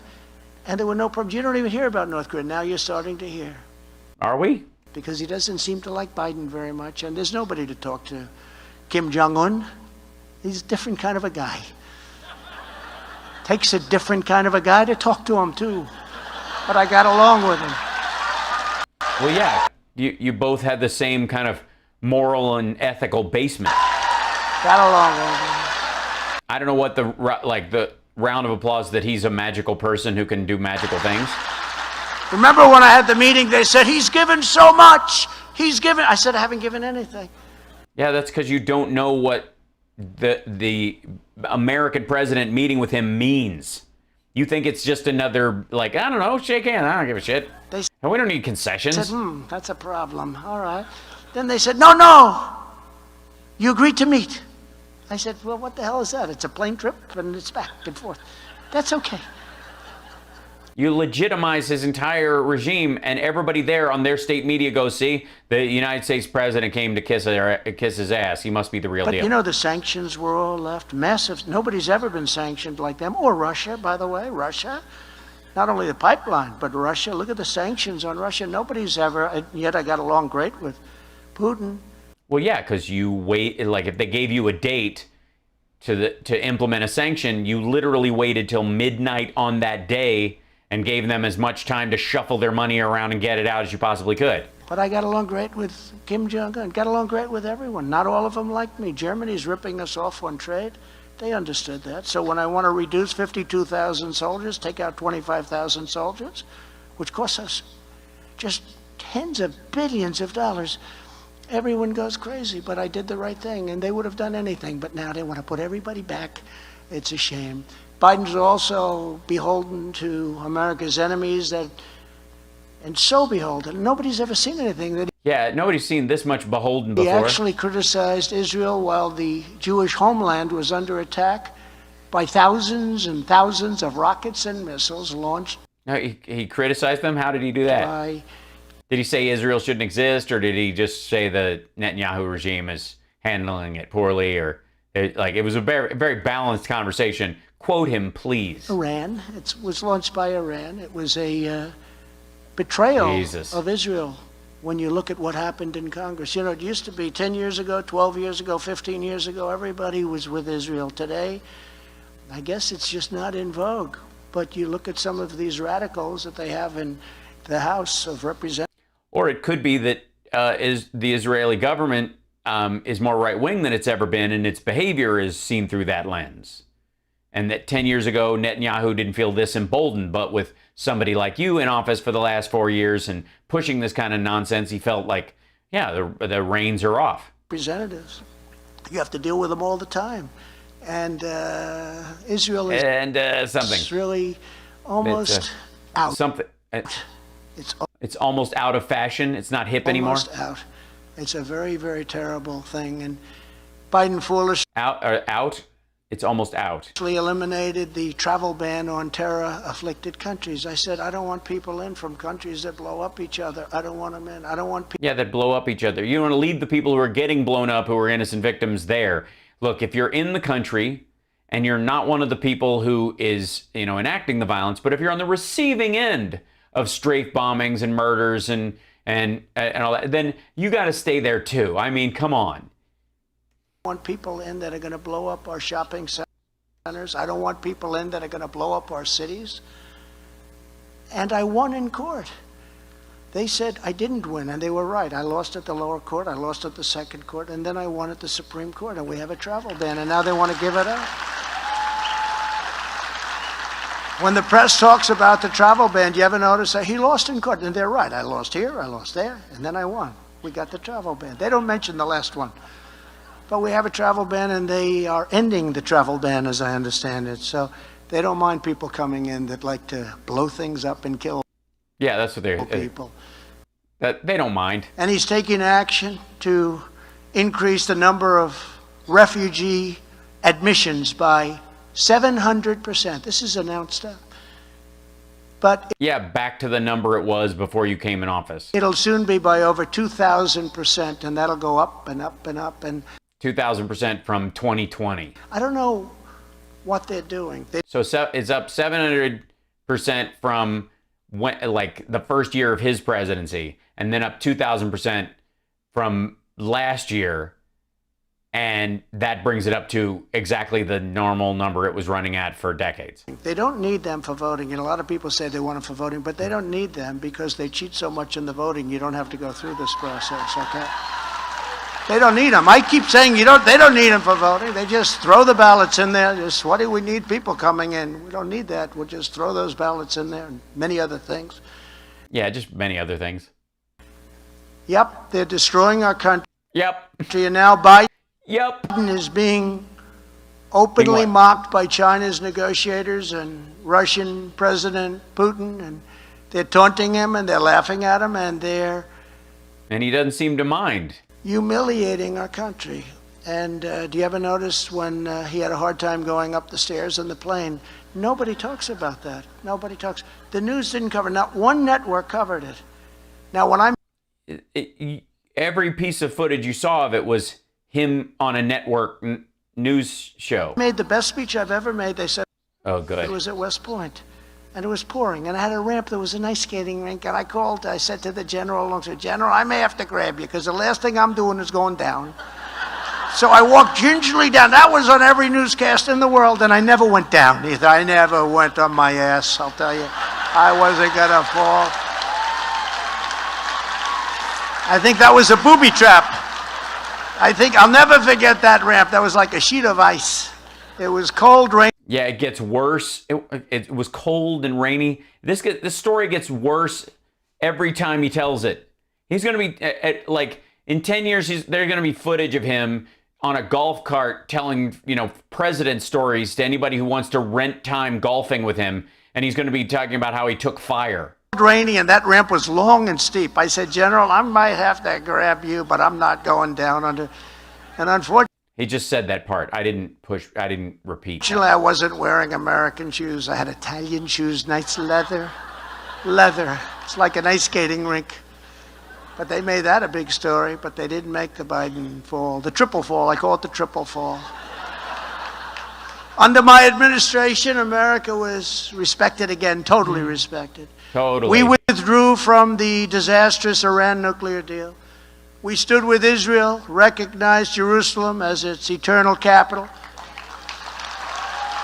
Well, you have to, because if you don't do that, then Jesus can't come back there, and all the Jews can't have their throats slit on Armageddon, and then I guess Baptists rule the world.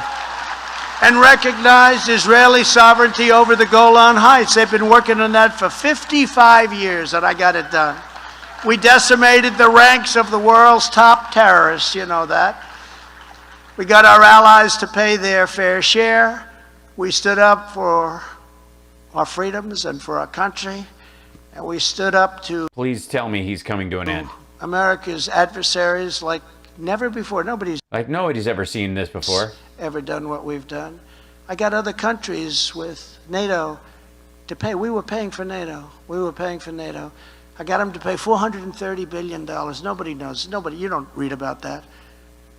The head of NATO is probably my single biggest fan. Secretary General of NATO. They couldn't believe. If you look at NATO, they're spending. So we were getting ripped off on trade. Okay, and on top of it, we were protecting them militarily. And how about Germany? They pay Putin, they pay Russia billions of dollars for energy, and then we protect Germany from Russia. How does that work? Think of it. They pay Russia billions and billions for the pipeline that nobody even knew was being built until I started making it a big case, because I said, why are you doing this? You're paying them billions of dollars, and then we're protecting you from them. What the hell kind of a deal are we? What are we doing? Well, NATO doesn't just worry about Russia. There's a lot of other factors there. Not believe. I could name so many. I could say Please do. so many different things. Say them, please, because we've heard all these before. South Korea. I got them to pay hundreds of millions of dollars a year. They hadn't paid for years and years. So you got along with Kim Jong-un, and you were the kind of guy who could get along with him, and then you made South Korea pay more money. Years and years, anything substantial. And my deal was they were going to pay billions of dollars, and it would have already taken place. And I refused to renew the deal. The deal expired. He knows better than anybody. Yeah, I don't understand. They told me to sign this. I said, we're going on a month-to-month basis. Do you believe it? We want a 5-year deal. I said, no, because you're not paying us. Why are we protecting you? You took our television business, you build the ships, you build everything. You're making a fortune, and you're not paying us for military protection. And we're protecting you against a very hostile nation. Why? And they were because they were pivotal. That's our staging point. That's for our safety. very angry. They're great negotiators. But finally, they agreed to pay hundreds of millions of dollars. And it was because their budget had already been passed. I said, that's okay. But in January, February, we're going to meet, and you're going to pay us $5 billion a year. And they said, no. But eventually they said, I can tell when they're about ready to fold. Yeah, about. So we didn't renew the deal, and we were going to get billions and billions of dollars from South Korea, who we protect. And they're great. They're wonderful. Everything's wonderful. But we were being taken advantage of. Again, kill us on trade and kill us on the military. And what happened? They just renewed it for a cost of living increase. Think of it, a cost of living increase. So we've been protecting them for 85 years.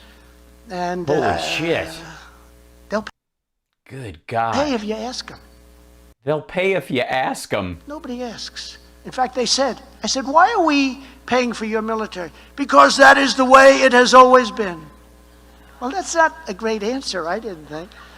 I said, but that won't be the way, but I guess he turned out to be right, because they just got a cost of living. Think of that, a cost of living. I guess he turned out to be right, because they just got a cost of living. Think of that, a cost of living increase of less than 1%. We would have gotten at least $5 billion from them. We fully rebuilt the U.S. military and created the first new branch of the United States Space Force. Armed Forces in 75 years, called the Space Force, so desperately needed. Captain's log. A lot of people, a lot of things happening right here on the Space Force, too. We ended the forever wars in Iraq and Syria and Somalia and Afghanistan. We brought them back home. And this is just the finishing little, we brought them back home. We're down to... Yeah, it was just the finishing part. The forever wars in Syria? Very few soldiers in any of those places.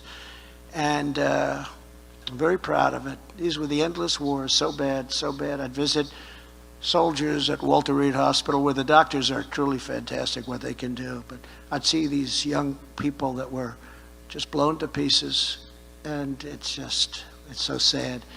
I'd be at Dover, where these magnificent machines would come in, the big cargo planes, and that door would open up, and there'd be a coffin in the back. And the military, the soldiers would take that coffin and walk it off the plane, and I'd be with the parents an hour before, and we'd be talking, and I'd say to the general in charge, General, the parents seem to be okay. And he'd say, no, they're not, sir, they're not okay. I said, General, I'm having a great conversation. And the mothers oftentimes would say, oh, my son was such a great football player. Sir, he had an arm that was so powerful, he was so strong, and he could throw a ball so far, he was such a good player, or other things. They'd tell me these stories about, they just were so in love with telling the stories about their son or their daughter. In some cases, their daughter. And then I'd look at the general and say, well, it's amazing the way they can handle it. And then the plane would come in, and the general would say, sir, it's not going to be good. And that door would open up, that big back door, right, would open up from this incredible... This is fucking horrifying. Powerful machine that can lift up army tanks like it's nothing. And it would open up, and there'd be 1 or 2 or 3 or 4 coffins. And I'd see the same people that were talking to me so jubilant about their child, how great the child was, would start screaming screaming. Screams like I've never heard before. Jesus Christ, this is fucking awful.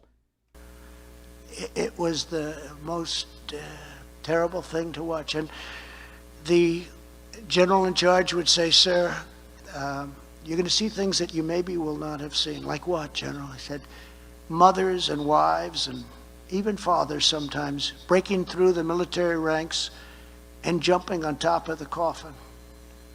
And I got to see that one time where a mother was just, she was devastated. She jumped on, and these incredible, extremely fit soldiers are taking that coffin and would jump onto the coffin, and they would just keep walking. They wouldn't do a thing. They would just keep walking. And the mother was on the coffin, and this is for Afghanistan and for Iraq and for these other places where so many mistakes were made, where we should. Jesus Christ, this is gross. Can you imagine relating stories about receiving coffins of dead soldiers this way?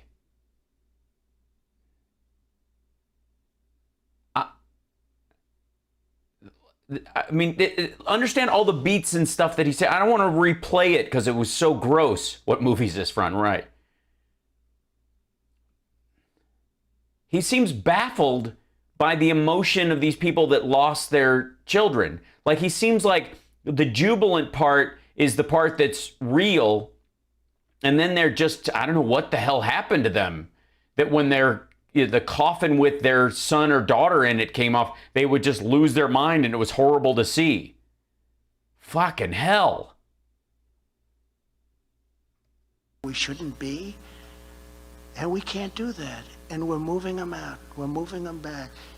21 years, you know, you've heard 19 years, but it's not 19. Now it's 21 years in Afghanistan. It's enough.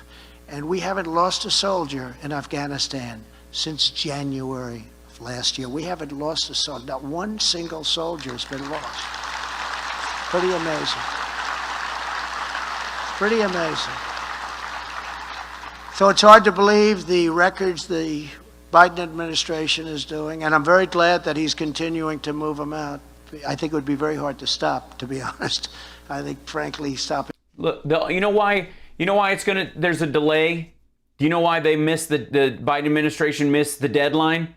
Because one of the major factors, and there's a lot of logistical things that can happen, but you can speed those up, is that they never processed any of the people that we were going to evacuate who helped us over there. And there's like 113,000 Afghans who, if we leave, are going to get killed because they helped us during the Afghan war, and therefore they need to be relocated to the United States, and none of that work has been done.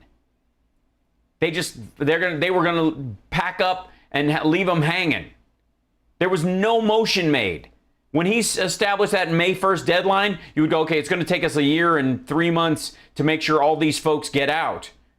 So a year and 3 months before the May 1st deadline, they should have been working on this during the Trump years, and they were not.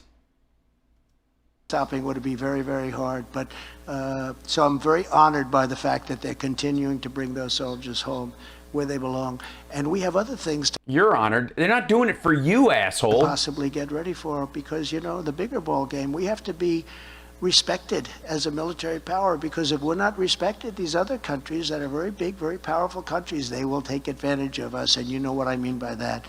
What do you mean? So we cannot be doing what we've been doing for the last very long period of time. When we got into Iraq, I said as a private individual many years ago, don't go, but if you're going to go, keep the oil. Fucking hell. We didn't keep Angela, Hal, don't you get it? He enjoys the horror. I don't doubt it. the oil. And they make a lot of money with that oil. I know how much money they make. They make a lot of money. And we are looked upon as not very smart people and not a very smart country. So we're doing things that nobody thought were possible. The radical Democrat Party has become Holy shit. consumed by the unquenchable thirst of power. You know that. You mean the kind of unquenchable thirst for power where you go in with the idea that you're going to liberate a country from Al-Qaeda, and whether they like it or not, you're going to take their natural resources to pay yourself for doing it. I don't know. You know, it's a term that I've heard for a long time. They want power, power, power. I don't know. I think it's power, it's money. I think it's a lot of things. I don't think it's just power. No, it's not just power. I mean, obviously, anybody with a phone charger has power. It's too ridiculous. They want to take away It's too ridiculous. freedom of speech. They want to take away religious liberty. And Biden has already introduced legislation in Congress to take away your guns. You know, your guns, they were under siege. You do know that. And I told you all these things. Again, nobody ever thought what is happening would happen. I did.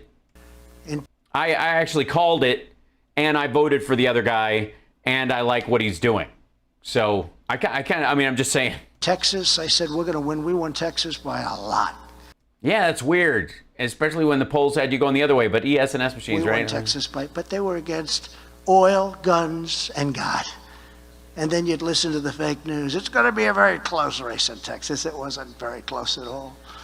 Republicans must never waver in protecting the Second Amendment and Good Lord. keep and bear arms. We have to have that power to keep them and bear arms. If we don't, we will have if you can't keep and bear them, a problem like nobody's ever seen before. We'll have a problem like nobody's ever seen before. Jesus Christ. Is anybody keeping track of the number of times he says like nobody's ever seen before? But they want to take... At this point, shouldn't there be someone on stage, like literally checking it off? If he gets, ladies and gentlemen, or thank you for being here tonight.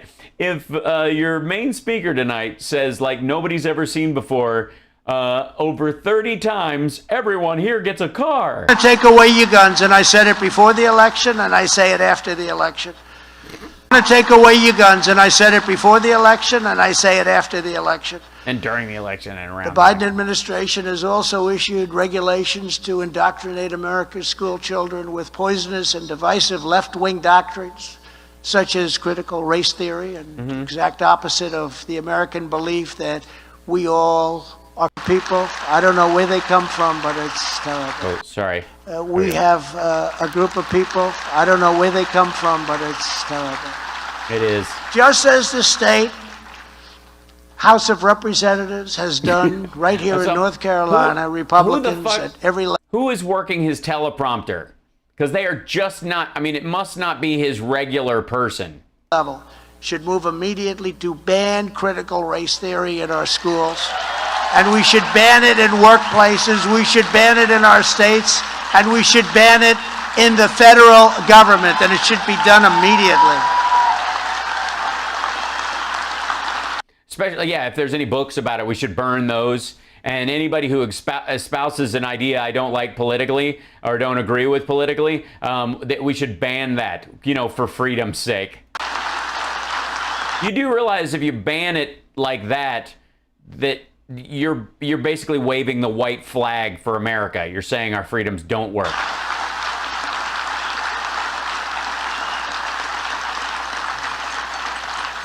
And by the way, what they consider critical race theory, which is a real thing, which is kind of shit, is not the same thing as diversity training, which is what they're really pushing back against. Anti-bullying campaigns and diversity training on, like, in the armed forces and in workplaces, that's what they're really talking about. But critical race theory is the big hobgoblin version of it. That's the, you know, the Marxism to the Bernie Sanders version of social programs, right? So critical race theory is up here with Marxism, and then the real diversity training and stuff is just like, oh, that's like a good idea. We should probably do something like that. Yeah, nothing spells freedom like a good old-fashioned book burning. It be done very quickly. Yeah, very quickly, like no one's ever seen before. Washington Democrats are also pushing legislation to spend billions and billions of dollars on phony civic education. Phony civic education. Giving students academic credit to show up at protests. Can you believe that? And make themselves into left-wing activists.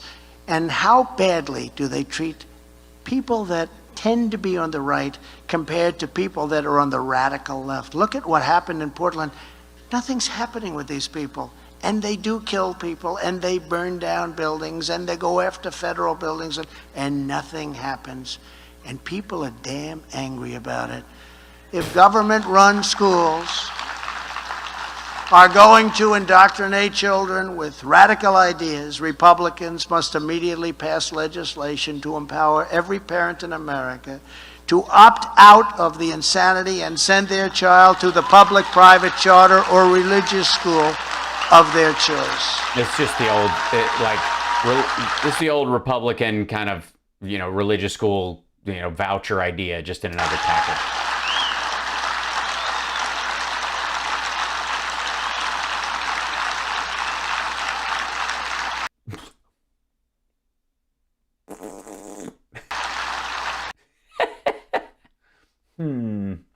This is not getting the response I thought I was going to get. The Socialist Democrats' quest for whatever it is they're looking for, because nobody knows, I don't even think they know, truly knows no bounds. Yeah, they don't know what knows no bounds. Nobody knows, I don't even think they know, truly knows no bounds. That's a great sentence, isn't it? I mean, he's a wordsmith. Listen to this shit The again. Socialist Democrats' quest for whatever it is they're looking for, because nobody knows, I don't even think they know, truly knows no bounds. The slander that they cause. They the slander that they cause. Slander our country, disparage our founding, divide our children. And as we've seen time and time again in recent years, the left is willing to weaponize the law itself to persecute their political opponents. Oh, that's getting into the Rudy Giuliani area? There are people in this room that have been persecuted. Oh, it's so sad. No, not you. Say it isn't In so. New York, radical left prosecutors are right now spending people in this room, namely vast amounts of time and money threatening families and trying to destroy the lives of innocent people, really, really good people, in their crusade to inflict pain on me. It's all about me. Radical left movement in New York. There's no The radical left movement in New York. You mean the tax assessor's office? place where it's worse or more corrupt. And most importantly, to stop our movement. 75 million voters plus. That's what I say. That's what I say. Hundreds of thousands of dollars of radical left Democrat money have been paid to these prosecutors in the form of campaign contributions. Go get Trump, go get him. And now a new group of far left Democrats are seeking the prosecutor's office, all fighting for who will be the toughest on Trump. They're going to get elected. Whoever's the vicious, the most tough. They don't know anything about me. We're going to get Trump. What did he do? Well, we don't know, but we'll figure it out. Washington Post reported the other day they've gotten millions of pages of documents. Well, when did he do a deal? Oh, did he do another deal? They're going through every deal I've ever done. Millions and millions of pages. If there's a comma mistake, if there's a misspelling. Yeah, if there's a comma mistake and millions of dollars were presented as hundreds of thousands of dollars to a loan request for a bank or your tax assessment, that comma means a lot. Spelling its problems. You know what? It's a disgrace to our country. It's prosecutorial misconduct. They're in No, it isn't. search of a crime. Yeah, this is not a good sign if this is your first speech in public like this, and this is the root of it. This is the anchor of the conversation. A fishing expedition, and the Supreme Court of the United States should not have allowed it to happen. Shouldn't have allowed it. What did they have to do with it? And they mention it can't be a fishing expedition. This is the ultimate fishing expedition. At least it's not a witch hunt or a hoax. It's been a 5-year-long witch hunt, hoax after hoax. Russia, Ukraine, the Mueller hoax. Look at the Mueller scam. How well did he do before Congress? It wasn't too good, was it? Lie after lie, corrupt investigation after corrupt investigation. Do you remember when they found out it was Hillary Clinton and the Democrats that paid for the dossier, the fake news dossier? You mean the one the Washington Examiner paid for and then didn't want to air because they decided since you were going to be the nominee that they would support you, so the Fusion GPS sold it to Hillary and the Democrats as oppo research on you, and then they were like, we're going to win anyways. We don't need this shit. We're not going to talk about PP tapes for 3 months. We've got plans. And so Christopher Steele, who is it true he slept with Ivanka? Do we know that for sure? Took it to the FBI and took it to John McCain and said, look, Hillary and the campaign refuses to take this to the FBI, and they're not going to run on it. And this is some real shit. Dossier, the fake dossier. Was it the Washington Free Beacon? It was Hillary Clinton. Thank you. And they got more than the great James Patterson. This guy, Christopher Steele, I don't know who the hell he is, but he sure as hell hated me. Ask Ivanka.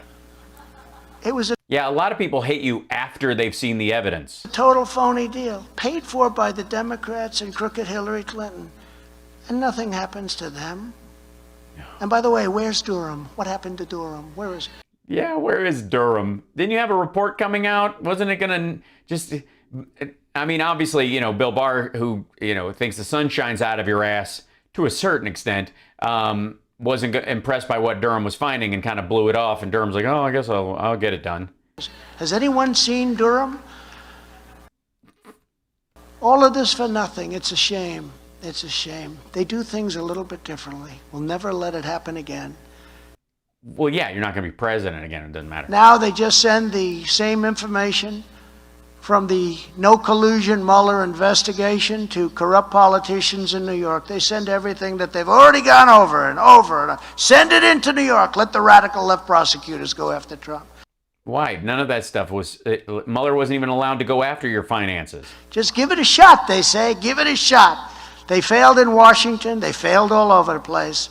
Between the impeachment hoax #1, impeachment hoax #2. Yeah, impeached twice. All of these investigations. Oh, shit, we failed. That's your big moment? That's your big moment? Oh, really? Shit, we failed. I think that's actually what's going to be written in stone above the entryway to his presidential library. Oh, shit, we failed. Let's send it to the radical left prosecutors in New York. Maybe they can have more luck. They'll never stop until November of 2024. They won't stop. There's no better example of the Democrat and media corruption than the 2020 election hoax. As you know, the evidence... As you know, the evidence is too voluminous to even mention. All you have to do is read the article in Time Magazine, cover story in Time Magazine. I'm not a big fan. I was on the cover a lot. Perhaps a record. No. A lot. No. I got to a point, if I was ever on the cover, I was on the cover of Time Magazine before I did this political thing. And I read every word I studied. I wonder what that means. And it was actually a very good story. I used to actually get good press. Can you believe it? I guess that's how I got to be president when you think about it. But I used Yeah. Back when it was real fake news, when they were like, yeah, I guess he is rich if he says he is. What the fuck? to get great press. But Time Magazine did a story. They couldn't help themselves. They had to brag about what they did in November. They had to brag. And that story just goes 25% of the way. But if you take it a little bit further, you'll just read that and you see how corrupt. But that's the least of it. What? You look at what happened on that evening when the election was won. Yeah, it wasn't. And all of a sudden, vast amounts Happy of birthday. votes were taken in, just in certain states, swing states. Happy Swing birthday, states Robert. that I was leading by a lot. Then all of a sudden, something happened. Yeah, they counted the rest of the votes. It was a disgrace to our country. And if you think people don't see it, people see it. People have seen it. You mean Mike Lindell's movie? The 2020 presidential election. That election, boy. the 2020 presidential election was by far the most corrupt election in the history of our country. There's never been anything like this. And yet, in spite of all the fraud you attempted to commit, they still, the Biden administration still beat you. Use COVID, and they used the mail-in ballots to steal an election. It was the third world country election like we've never seen before. Jesus Christ. The third world country election like we've never seen before. It was the third world country election like we've never seen before. Look at what took place. I want to congratulate the Biden administration. Congratulate, by the way, Republican state senators in Arizona and oh, you mean the people who won in that election, but you lost? Other places for their great work that they are doing in exposing this fraud. And maybe, again, I have nothing to do with the Arizona situation. They're doing it, the state Senate of Arizona, because there's so many discrepancies, so many problems. And they've heard from so many people about the corruption and what took place. So they're doing it. Let's see what happens. They'll be finished in 3 or 4 weeks. It'll be very interesting. But I'll tell you, and maybe they'll find nothing. Maybe they'll say, oh, it was a wonderful, perfect election. But maybe not. And now they're looking at it in Pennsylvania, and they're looking at it in Georgia, and they're looking at it in many other states, because they're saying, the same things happened to us.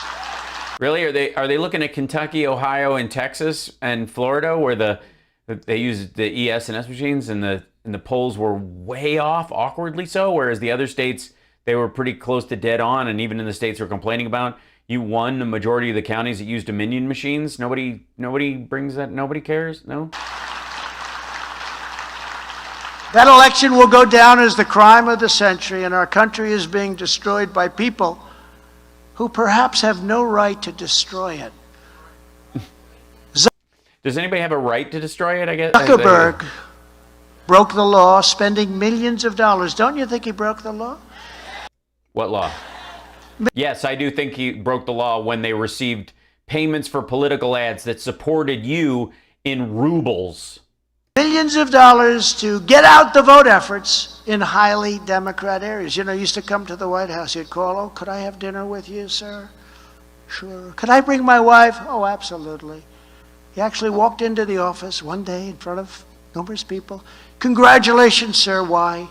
He said, you're number 1 on Facebook. Oh, my God, this story again. He said to me, you're number 1 on Facebook. I said, thank you very much. I appreciate it. We had a nice dinner. Number 1 for what? The day I was out, he became rather, well, I guess it's human nature. But we can't let our country be run by that kind of human nature, can we? Zuckerberg. What? It's another beauty. Can you imagine spending $1,500 to sit minimum at a table in the back to listen to this shit? But they say they may allow me back in 2 years. No, I'm not too interested in that. They may allow me back in 2 years. We got to stop that. We can't let it happen. So unfair. They're shutting down an entire group of people. Not just me. They're shutting down the voice of a tremendously powerful, in my opinion, a much more powerful and a much larger group. Because you know what? When the Democrats say defund the police, open borders, sanctuary cities, all of these horrible, horrible cancel culture things, their policy is terrible. And I say a lot now, there's no way they go 50-50. Who the hell wants to defund the police? Look at what's happening where they're defunding the police. Yeah, nobody on the national level. Crime rate is going up by 50, 60, 100%, 131% in one city. They don't even know what to do, but they keep doing it. Oh, the policy is so congratulations, bad. Robert. You know what? They're smart, and I said, they're vicious, and they stick together. But I don't believe it's 50-50, because our country isn't there. We're not a 50-50 country to defund the police and to have sanctuary cities where criminals are allowed to be protected. Yeah, the guys in Georgia didn't run on any of that. If that's what you're talking about as far as the Senate division. I'm telling you, I think a lot of these elections where they always seem to have an advantage, I don't believe it. I can't believe that some of these states that are... Well, yeah, because you're a deluded old fart. I mean, that's what deluded old farts think. Blue that they're blue. I know those people. They're smart people. And I see so many people. They love me because they love what I stand for. And they're not in. There's not a chance that you're looking at a state that's like 55-45 leaning Democratic because of you. It might have been the other direction, and it's literally you shifted 10% of the voters in just 4 years. That's entirely reasonable. Not into these things. There's something going on, and we have to be very, very careful with our election process, because I don't believe we're a 50-50 nation where these states are split evenly. They can't be split. This is corrupt elections, possibly, and we can't allow it to go on. And I can tell you, and you'll see it because more and more it's coming out, the things that happened in all the time. The recent election, dead people voting, dead people. Worse is dead people voting who had to apply to vote. So you had people. Yeah, it's weird. Like, for example, let's see. See if we can find this. Trump voter dead by murder. That should do it. Yeah, there is. Tonight there is news of a major development in the case of a. Yeah. Hold on. Here you go. Just so you know, just so we're aware, some dead people did vote. This guy Barry Morphew murdered her and used her ballot to vote for Trump. So yeah, dead people voted. There is officially a case where someone is being tried in a court of law, and it's this dude, right? And this dude murdered his wife and voted and used her ballot to vote for Trump.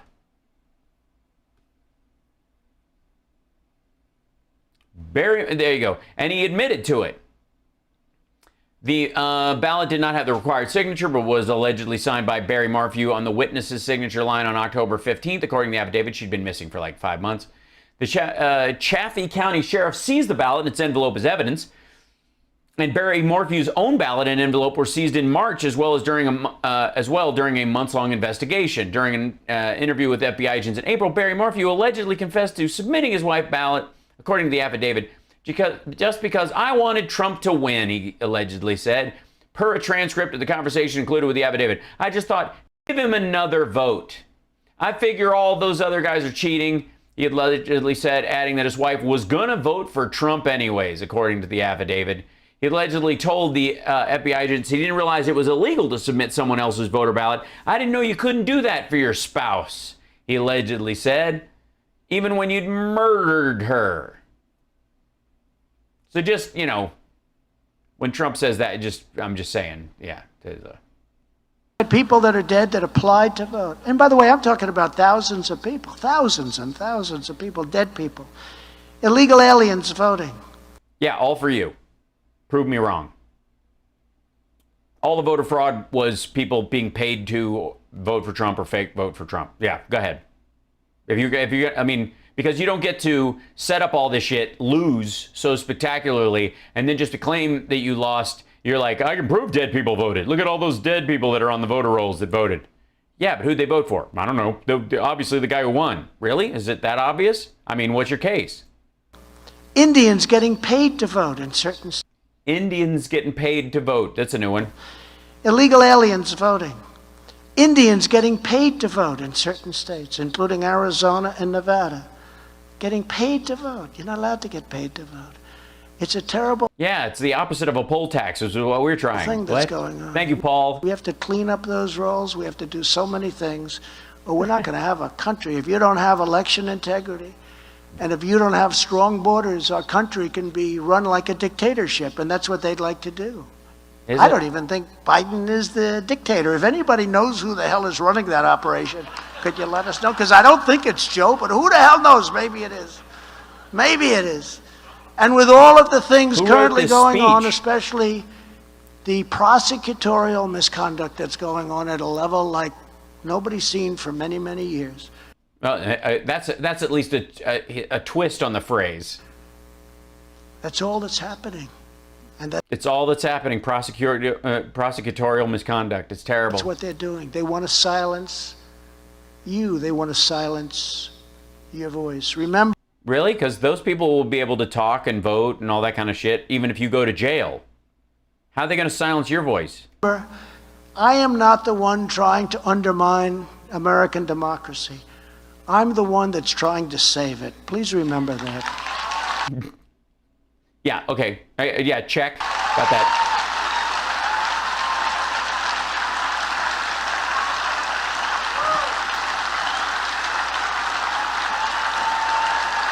Thank you. Thanks so much. Thanks.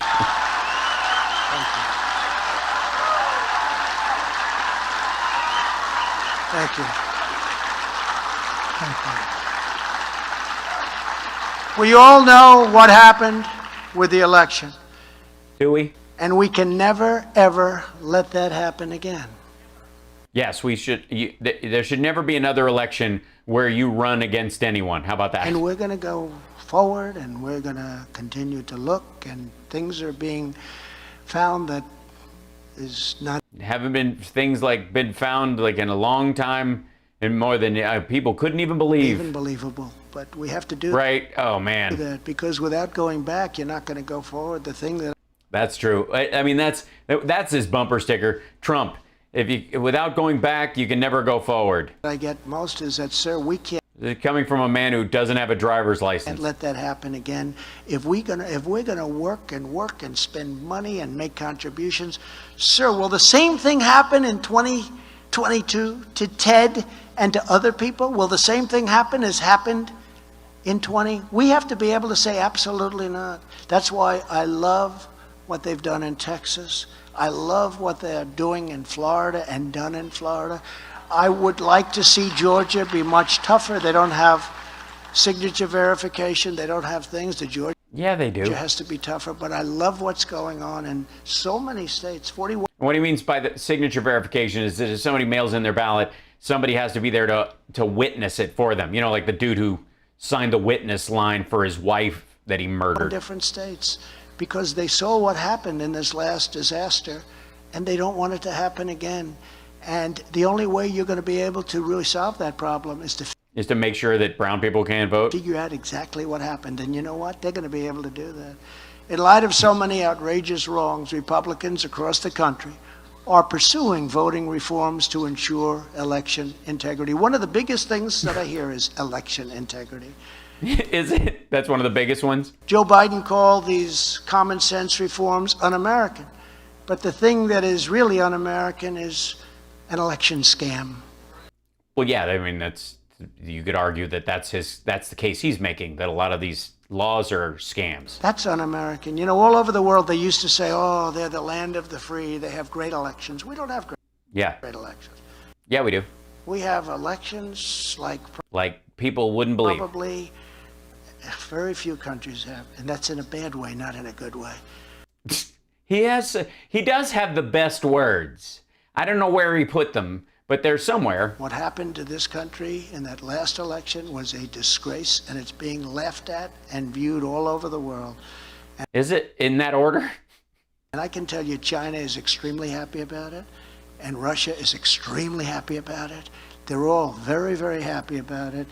Well, yeah, because now they don't have to pay you any more money, and you can't, you have no power over them. So, yeah, they just get to make your life hell. Probably in order, I would say China, and then I would say Yeah, bring out a big ranking thing. Spin a wheel. Iran, and then I would say many countries. Yeah, then I would just go, are there any other countries? Many countries. I could go through a list of them, but China Yeah, but that's the only countries. is I know. certainly happy. Iran is Sure, China and certainly Iran and happy. Russia. Think of it.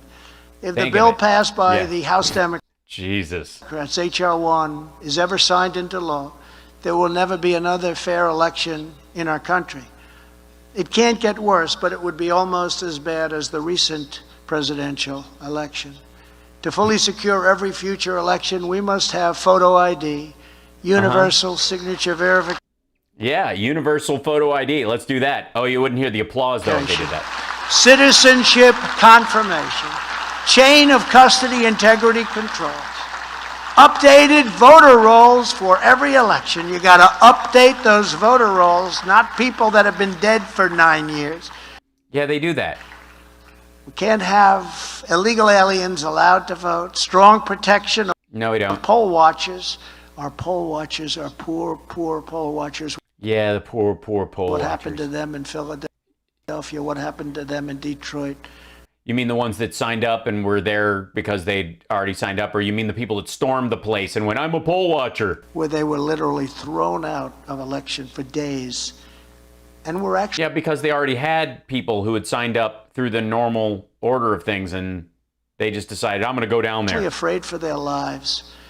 And we Oh, were they? It's so scary. cannot have drop boxes paid for by Facebook and Zuckerberg, where, by the way, massive numbers, 96% of the vote is for Joe Biden. Doesn't happen.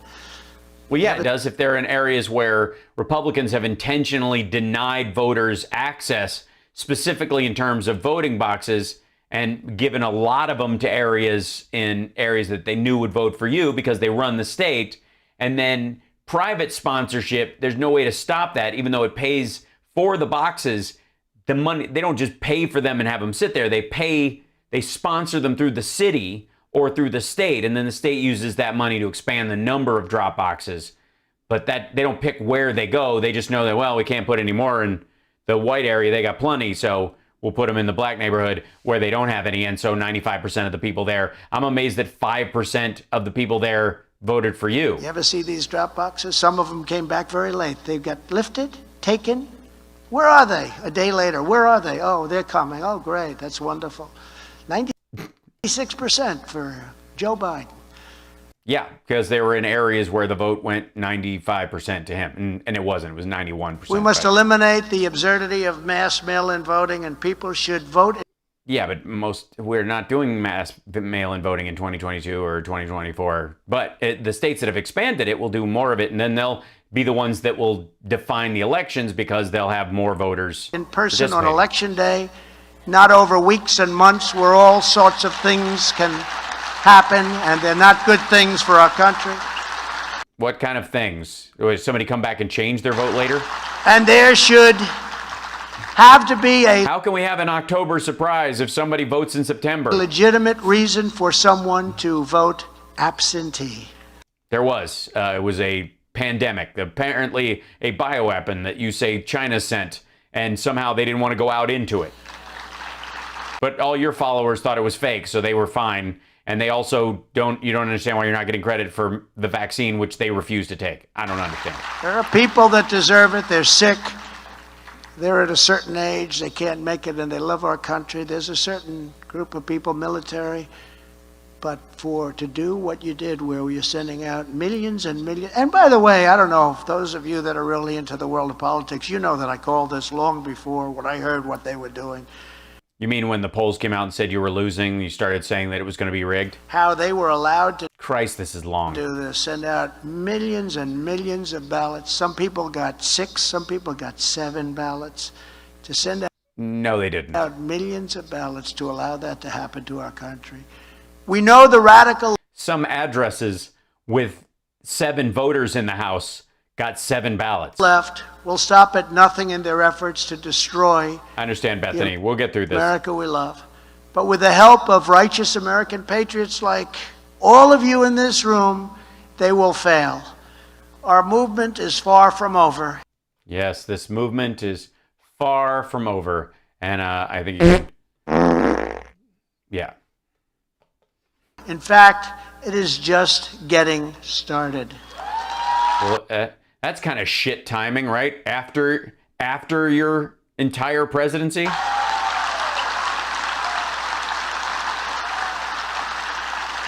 Here in North Carolina, across the country, the Republican Party will continue to fight for strong families, safe communities, and secure and sovereign borders. We will fight for more jobs, lower taxes, and pro-American trade deals that result in more North Carolina workers forging more products stamped with beautiful, beautiful phrases, but in particular, made in the USA, Mr. Furniture Manufacturer. Yeah, whatever your name is. Mr. Furniture We will shut Manufacturer. down outsourcing, bring I don't. back our supply chains, crack down on trade cheaters Uh-huh. Q-snatch. and violators, and ensure that America, not China, dominates the future of the world. Of the world. Basically, he's just cribbing from Biden's speeches lately, except for the whole of the world. We will protect innocent life. We will defend our glorious Constitution, and we will uphold the Judeo-Christian values and principles of our nation's founding. Oh, yeah? Which ones are those? Like turn the other cheek, don't bear false witness, do unto others as you would have them do unto you, give unto Caesar what is Caesar's. We will break up the big tech monopolies, reject No, they won't. left-wing cancel culture, restore free speech in America, and demand free, fair, and honest, transparent elections. We will strengthen our military, support our great police, and always take care of our amazing veterans. Do you know that we got a 92% Yeah, 91%. approval Oh, rating it's down to 92. with respect to Gabash. the VA? They rated us 92% approval rating. It's never been anywhere even near that number. Very proud of that. And with the American And oddly enough, it's still there. It might be that the changes were made over a decade ago and they finally caught on. pride that fills our souls, we will teach our children to love their country, honor our history, and always respect our great American flag. Yeah. Tomorrow- You know, one of the ways you could do that is by not carrying the Confederate flag through the Capitol. Tomorrow marks the 77th anniversary of one of the most epic military triumphs in the history of the world, the Allied invasion of Normandy on D-Day. As we remember this incredible achievement, let us summon the spirit of generations of Americans before us who gave their blood, sweat, and tears for our beloved country. All of us in this room inherit the legacy of the selfless patriots who won the battles. Oh, my across the God. ocean. This is him, like, claiming the valor of the people who fought in World War II as their own. We're fighting cancel culture like they fought Hitler. Jesus Christ. Forged the steel, made the breakthroughs, climbed the summits, these great, beautiful summits. Sexually assaulted the supermodels, crushed the Sudafed, snorted the blow, fired Mr. T. Tamed the frontiers and seized the victories that built America into the single greatest nation in the history of the world. And that's where we want to keep it. That is our Well, yeah, that's why you only lasted one term. magnificent American inheritance. And there is nothing like it anywhere in the world, and there never will be. So let us go. Well, then why are you so worried about what Biden can do to it? I mean, obviously, it's a great country. It should be able to withstand nearly anyone. Go forward tonight, moved by their sacrifice, motivated by their example, inspired by their resolve, committed to their values, and more determined than ever to make America prouder, freer, stronger, and greater than ever before. Thank you, North Carolina. Oh, God bless you, and God bless America. Thank you very much. Thank you. Really? And straight to YMCA? Okay, clap, clap, clap. This is the fun part. Thank you very much. It was a little rambly. I did okay. Everybody got a standing ovation. That's great. Clap, clap, clap. Clap, clap, clap, clap. Hey, okay. Hey. Yay, clap, clap, clap. No plane to go to right now, so thank you, clap, clap, clap, clap. Hand job, hand job, hand job. Clap, clap, clap, clap, clap, clap, clap, clap, clap, clap, clap, clap, clap, clap, clap, clap. Hey, I love you very much. Point. Thumb up your butt. Thank you. Clap, clap, clap, clap, clap. Thank you very much, everybody. Clap, clap. Thank you. Bye. Okay. Thank you, everybody. Bye. See you later. You person. Hey, everybody. Hey, Elton John. Good to see you. How are you? Hey, I can't hang out. There goes Lara. Nice to meet you. Oh, I gotta say hi to these people. Hey, furniture guy. How you doing? Hey, body men, come over and somebody save me from this dude in this weird outfit. Thank you. I like this shirt. Bye. Get me out of here. Thank you. You point. What's up, girl? Hey, how you doing? Thanks. Handshake. Thank you. Good to see you. He's so wonderful. Yeah, I do wonder. I'll stand over here. Thank you. Thank you. Thank you. Well, I'm going to work that. Nope, that person doesn't want to touch me. Thank you. Hey, you look like Ivanka. Thank you. Hey, everybody. Thank you. Bye. Bye, Heil. Heil you later. Thumb up your butt. Bye. Thank you. Heil, Heil, Heil. Heil. Just making an awkward hand gesture. Fist pump, fist pump. Squirt, squirt. There you go. Heil. Heil, everybody. Big smile, big smile. And that's it. That was exciting. Oh, God. That was friggin' work. Jesus. But the whole thing, and I'm amazed. I'm still amazed that nobody, I'm still stunned. And by the way, the news didn't pick up everything that was in this. Somebody else was watching this speech and gave us what was really, the big message on it. It's much shorter. Let's just do this. Okay, guys. I don't know about you. Okay, guys. I don't know about you, but I'm in an abandoned lot on the edge of a swampy land in Florida. I'm near, I think, where some of the bodies are hidden. I can't really remember. I was so cracked out. But this video that my father put out the other day sounds like a big hint for 2024. Really? And we need it to keep ginning up people giving money to him. You watch it, let me know your thoughts, and I'll be back with mine. I want to thank Oh, God. everybody for the tremendous support you've shown. We're going to take back the Senate, take back the House. We're going to take back the White House, and sooner than you think it's going. The sooner than you think was reacted to by the Q crowd like crazy. The Behizzy dude that we have on sometimes that I do it. Yeah, he looks like a mess, but the quality is really good. And I think it was nice of Junior to put a filter on the top of his head. Going to be really something special, but the love and the affection and the respect that you've given all of us, it's really important. The Republican Party is stronger than it's ever been, and it's going to be a lot stronger than it is right now. We're going to turn it around. We're going to turn it around fast. Thank you all very much. That support has been so incredible. Thank you. And he means the money. Okay, guys. Okay, guys, listen to this. Go to the website, click the contribute button, give $100 all the time. If you saw that, when he says, we're going to take back the White House, hey. Yeah, I couldn't tell. It looked like the footage was blurry. Was that done on a flip phone? As far as I'm concerned, he's the leader of the conservative movement right now. He's the one that called everything. I think even... Yeah, he called that he was going to win the election and didn't. The crazies are starting to recognize that Donald Trump was 100% right about just about everything, right? No. Whether it be China. Whether it be the green Sudafed is the best kind, that women do like to be grabbed in the crotch before you even know their name. Whether it be Fauci, he knew. He knew. No, the media... So he knew, he just ignored it then.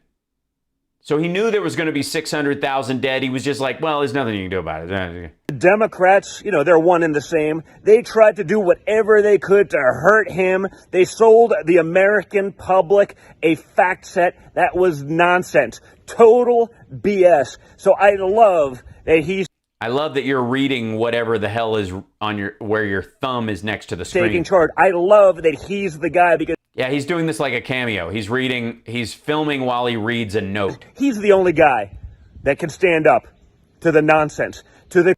Yeah, I agree. Craziness that... Yeah, totally. I'm with him. For the record, I'm with Don Jr. 100% on this.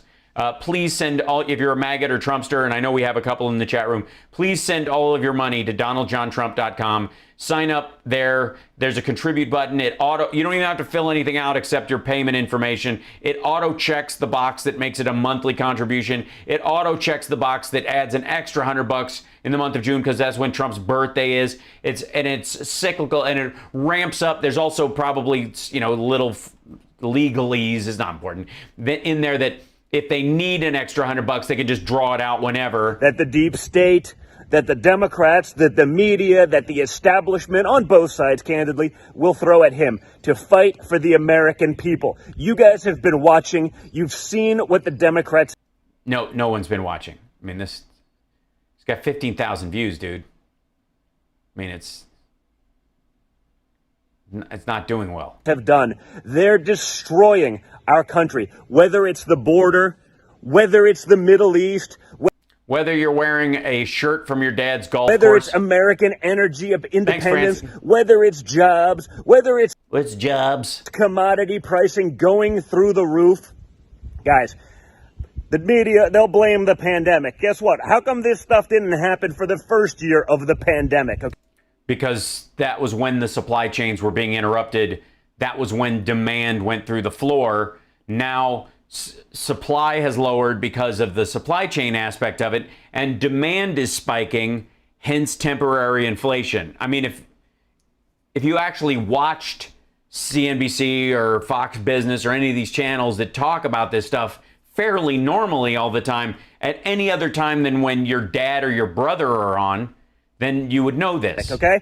I'm trying to think why. I wonder what changed in, I don't know, the last 4 months or so. What changed, folks?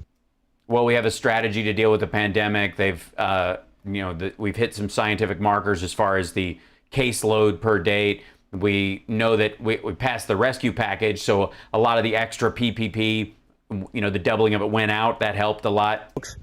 Extension of UI helped a lot. I have to put out this fact-check disclaimer so they don't ding me for it, but I think... Ding you where? You're not on YouTube. This is Rumble. Nobody gives a shit. We all understand... I honest to God, the reason he says that, by the way, is that to give you the illusion I might be censored for saying this to you, gives his audience a prurient thrill. Exactly. Thanks, what Ruben. happened. Okay? So Donald Trump was right all along, in my opinion.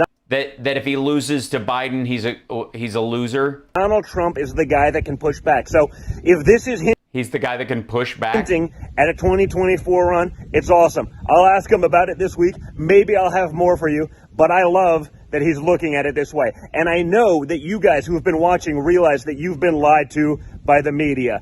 You were sold a bill of goods, and even honestly, so many of the Democrats that I know, they recognize that the incompetent... That's another storyline. There's a line every Democrat I talk to says this isn't what they signed up for. We've heard that phrase a couple of times. Watch for that one to be the phrase of the week that we have in the White House. Yeah. He ain't Is it me or just bringing him to the promise? Yes, Don Jr. His eyes are very swollen. Land, folks. He's taking America. Probably allergies because they're making him sleep in the swamp and putting America last. You see that. You see it now. I think you get it. And we got to... Yes, I see it now. Yes. Yes, everything you say is true. Yes. Yes, everything is... Even though I look outside and things are improving, whatever you say is actually the real... Yes. Push back. The other thing, other than the hint that I love about this video, is my father showing how great... That he can stand up in front of a painting. Grateful he is to all of you guys for your support. And by support, he means money. It's ridiculous. For your loyalty. He's not wearing a do-rag. He's wearing a camo Trump hat backwards. For your understanding in everything that he and our family has been up against. I want to thank you guys. It means legal fees. For that, too, because you've been nothing but awesome. So thank you. Let's find out if this is a hint at more to come. But I think if... And no, he's just got to keep everybody on the line so that they keep giving money. It is. We can actually get back to making... He's Fred Dursting like a boss. America great again, as we did for 4 years. Thanks, guys. Hope you had an awesome weekend. Beautiful. Hold on. And it wouldn't be right if we didn't at least let Eric have something Trump to say. To talk about his father's upcoming rallies and what he thinks is the most important election issue. Come on, bring it home. For Your dad bored the shit out of us. Come on, liven this whole thing up. In 2022 and in 2024. So, your dad's going to step back out on stage here very soon, set to... Yeah, it was super exciting. I mean, obviously, you shot this before the speech that we saw, so you still have hope. Speak at the Republican convention in North Carolina. It's been a while since CPAC, since he's yeah, I mean, that was been magic. in a forum like this. What can we expect to hear? Yeah, what can we expect? Yeah, well, I think people are really excited about it. To say Oh yeah, that's super. You could tell. at least, I mean, The big moments where they kind of were whispering amongst themselves, going, "What the fuck is he talking about?" Those were the most exciting parts. you got to realize, Trump to 75, 80 million Americans in this country represents kind of a voice of reason that they don't see. They don't see that, John, in the media. I'm not. When I say media, I exclude you and very few others. Well, yeah, I wouldn't call Newsmax media either. But I mean, he's really Is propaganda media technically? I guess technically it is. so many people's hope. And, I walk down the street, I tell this story all the time, but I walk down the street, people literally hug me, thank you for what your family's done for this country. Thank you I believe it. I mean, I don't even know how he managed to get to the studio through all the hugs. for taking the pounding that you guys do every single day. Thank you for being the voice to so many The what? Americans that literally think that they're voiceless because they don't have social media and they don't have the media, and Yeah, they don't have any of the media. they think our government's very corrupt, which in so many cases it is. Well, yeah, it certainly was for the last 4 years, but we're fixing it. And I think there is a longing for Trump. And again, you see, over a 120-day period of A longing for Trump. Well, nothing like this speech. I'm sorry, Gwen. Nothing like that speech to kind of quell that longing. of time, our country just disintegrate. Our respect around the world, our Yeah, I'm surprised those buildings aren't toppling behind you like, the day after fuel tomorrow. prices, our lumber prices, inflation, economy, Words, people thing, hat, out of work shoe, who could otherwise work. be at work. You see these, $6 trillion spending packages on nonsense. You see the problems at the southern border. You see, I mean, I could go on and on and on. You do go on and on and on. I mean, on and on. Look at the spike in On and on. crime, John, across the country. And they literally see a country that's disintegrating So you think the ghost guns bill should have passed then? under horribly weak leadership. They don't see, some people didn't like tweets, right? And fine. Yeah, that was it. And that's fine. But everybody says that Trump was an incredibly effective guy. That's the picture you went with? Now they look at Biden, who's incredibly ineffective, and they're longing. Does he look like, is it just me, or is there something like Elvis near the end right in that shot? And so the end is near, and so I face the shower curtain. For their guy Chris Bono. back. And Well, I'm you telling you, my mentioned- father you right mentioned now is that more longing. popular than he's ever. I don't know why I'm here. Mention the longing and Yeah, mention the longing again. the social media stuff, the mean tweets and things like that. Can you give us an update on the social media platform? A lot of speculation Yeah, I want to hear recently because it. Fwank. the blog Don't forget to go to fwank.com and subscribe. was taken Fwank, FWANQ.com. down. There were some stories about Trump being reinstated last night. What's going on with the social media stuff, Eric? No. Yeah, well, listen, his social media is out of control. I actually give DeSantis a lot of credit for what he did in Florida, allowing it to be punitive. But I mean, think about taking the president of the United States, somebody who's got 75 million votes, and deplatforming him. Right. All right. Yeah, but when he got that 75 million votes, he lost. He's not the president. He had his account until he. They're Yeah. not going to be able to silence him. In fact, every time they do it, it backfires, right? Because No, it doesn't actually. It worked the way it was supposed to. It had no effect, like you're saying. new platforms are popping up every single day. My father's working on several of them. Yeah, totally. I can't wait for his Gab account. Believe me, he will have a voice, and he'll have a very loud voice. And I think Yeah, it won't be clear. It won't be concise. It won't be articulate. It will be loud, though. 2022 in terms of the midterm elections, Is he going to be on Grindr? I think they're Really? He's going to Tumblr with going to this? be a bloodbath. I don't know. Yeah, it's going to be like Trump on. Yeah, wait till his Google Plus. I mean, that's. Mwah. truly believe that, and I think, yeah, he's not on he's there. in a great position for 2024 if he decides to go for it, and I think you might be pleasantly surprised. But you know what? I don't think I'd be surprised. What the social media companies might be pleasantly surprised, and I think he's in a great position for 2024 if he decides to go for it, and I think you might be pleasantly surprised. But you know what? I don't think I'd be surprised. What the social media companies. I don't think I'd be surprised either way, Eric, how it goes. There is a lot riding on 2022. The social media stuff is egregious, I think, to a lot of people. But let's talk about 2022 and 2020. As of right now, what do you, Eric Trump, see as the most important issue for? Yeah. Tell us, Eric. What's the most important issue? Let me guess. If people voting for Trump candidates. America first. Honestly, I think prices of everything, which are skyrocketing. Well, they won't be by next year, dummy. That's not how it's going to work. This is pandemic-related inflation. It's going to right itself by Christmas. It's going to be one of the biggest Black Fridays ever. Get used to the idea. The price of chicken is up 300%. When the price of lumber has doubled, tripled, quadrupled. Chicken and lumber. Right? I mean, every commodity cost that we have in this nation has gone through the roof. Again, I mentioned before, but gas in California right now just surpassed $6 in certain places. I mean, think about that. We have the lowest gas prices in the world. They're canceling. Because they're gouging for the weekend, you mean? Pipelines all over the place. I mean, yeah, just all over the place. I mean, I can't, the other day I was going to, ride my bike along a pipeline and they canceled it and it just vanished. You better believe. You bet they're going to cancel them everywhere. That people feel that. I mean, you better believe. Yeah, they can feel it when, I don't know about you, but when they cancel a pipeline, I feel it like when Alderaan blew up. I just felt a great disturbance in the force, like 1,000 pipelines. Just believe that people feel it, and you see inflation and canceling pipelines here, but they're okay for Russia. The Russian pipelines are okay. American pipelines not cool. Well, we don't control that one, John. That's right.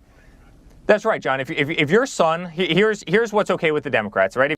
Okay, let's do this. Here comes an analogy from the Eric Trump collection. Your son sits on the board of a natural gas company and he makes $83,000 a month. And he doesn't have to do Cameo for blow money. How's that feel? It's perfectly fine for them to build natural gas pipelines and, exploit fossil fuels. No problem, right? Just don't do it in America where your son doesn't sit on those boards. I mean, the Russian pipeline competes with the Ukrainian pipeline. Burisma is a competitor of the pipeline that's happening in Russia, dum-dum. That's a hypocrisy. And by the way, it's not just Biden. Pelosi. No, of course not. It's probably, son held similar positions and other things. You know that as well as I do, right? But yeah, what about your businesses in China again? I mean, do I have to go look up that clip again? That's perfectly fine to do on that side of the world, as long as, your family's making money off of it. But let's not do it here, despite the fact that, again, our energy prices are going through the roof. So yeah, let's go mine rare earth minerals in an area where we don't give a shit if the mercury goes down river and kills people. Why wouldn't we, if we're willing to do that and, in Queensland, Australia, or in the outback or in Africa someplace, and with wanton disregard for human life, why aren't we willing to do it here in Minneapolis? So I think that's going to be a very big one. I mean, I really think that's going to be a big one. That's because you're stupid. I also it's not going to work that way. Happen to think that Putin's going to continue to test Biden. You see two big, cyber hacks effectively. Yeah, that's so weird that you would bring that up. Can I? And this is it's kind of a good way to bring this part of it up. There was a very specific. Where is it? Yeah, here you go. How did this test work out? Now, the FBI found a Bitcoin wallet that hackers used to collect the ransom payment from Colonial Pipeline and recovered the funds, said Deputy FBI Director Paul Abate. Investigators have found more than 90 companies victimized by DarkSide. And the Bloomberg has the video of this, so here we go. Good afternoon, everyone. Today, the FBI successfully seized criminal proceeds from a Bitcoin wallet that DarkSide ransomware actors used to collect a cyber ransom payment from a victim. Since last year, we've been pursuing an investigation into DarkSide, a Russia-based cybercrime group. And weird that they weren't able to get that part done during the last administration. More than 100 ransomware variants that the FBI is currently investigating. DarkSide developers market their ransomware to criminal affiliates who then conduct attacks and share a percentage of the proceeds with the developers. Well, that's sweet of them. A scheme known as ransomware as a service. In this case, the FBI has identified more than 90 victims across multiple U.S. critical infrastructure sectors. Those include manufacturing, legal, insurance, healthcare, and energy.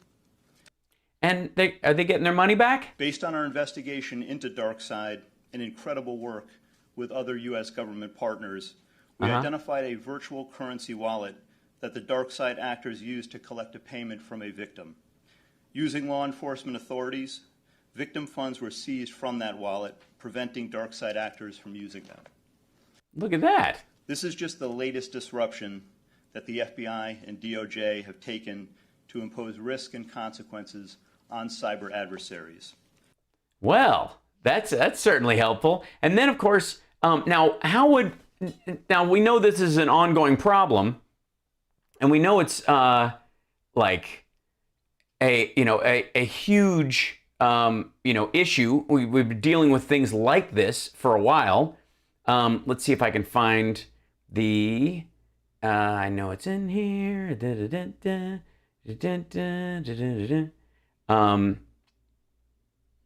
Hold on one second, right?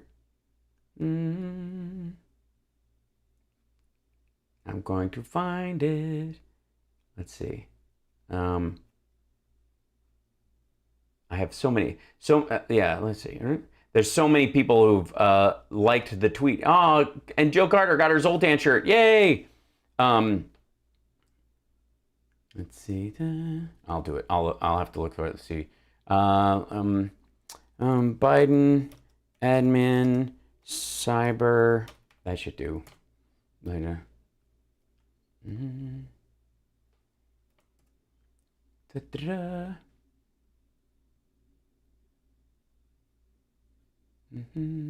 Find this one.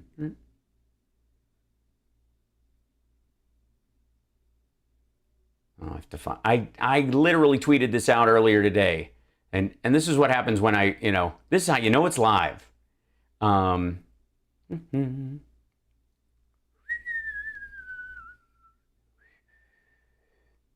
3, 2, 1. I'm looking for it, guys. Talk amongst yourselves. Hold on. Is it gonna? I know this is. And by the way, Dads for Gun Safety is trending thanks to you guys. So please use that hashtag on Twitter. Help us boost that. That would be lovely. Let's see.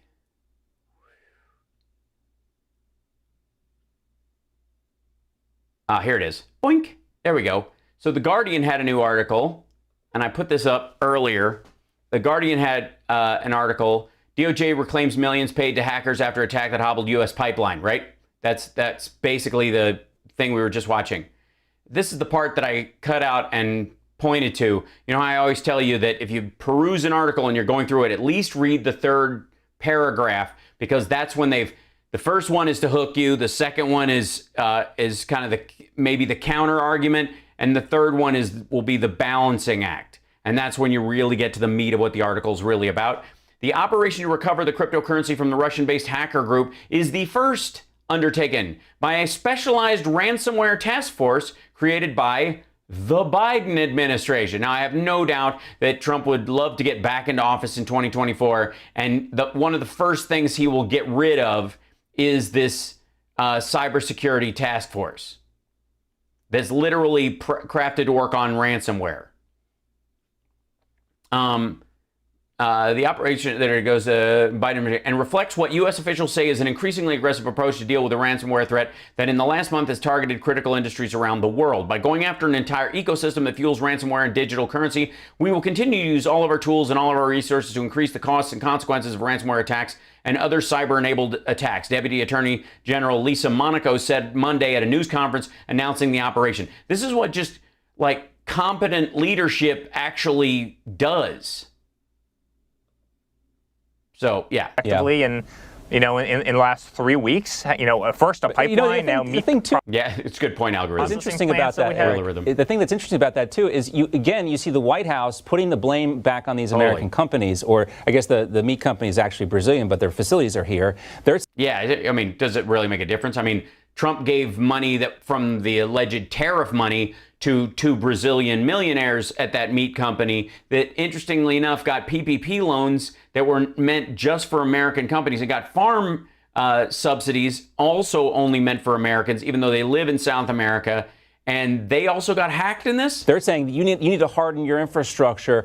They're not getting tough with Vladimir Putin in Russia, where we know these hackers are. And it seems to be a thing here with them, a trend.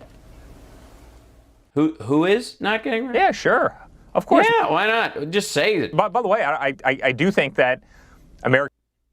I had a roommate with Hal's talking stamina, and he was very clever and witty, LOL, and knew it. Companies, this is, they do have to be tough, right? I agree with that to a certain standpoint. We shouldn't allow vulnerabilities in corporate infrastructure to be exploited, right? 100%. This is some really good stock footage, though, and stock photos that they're using. Does Mike Lindell know about this company? Because this is good. They should have like 10 of these. But at the same time, I don't think they'd be testing this country the way they are if it was Trump. In fact, I know they wouldn't be. You think you'd have... We didn't have ransomware attacks while your dad was president? A bunch of these companies paid him. They didn't even talk about it. The nightmare that you have in Israel right now, if my father was in there, of course not. He'd be making calls and, hey, we're not going to play these games, right? And my father did that.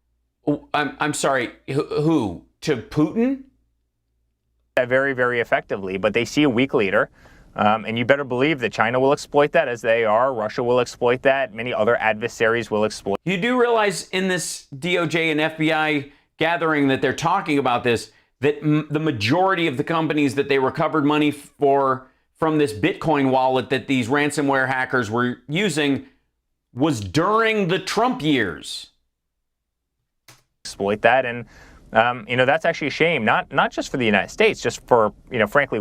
Just for whatever skyline you feel like putting behind it. I mean, America has been the greatest peacekeeping force, just in terms of influences it's had around the world, and to see that diminish under poor leadership is very sad. And yeah, that's how we felt last year. I think people are seeing that, John. I really do believe people are seeing that. They can't help but not see it.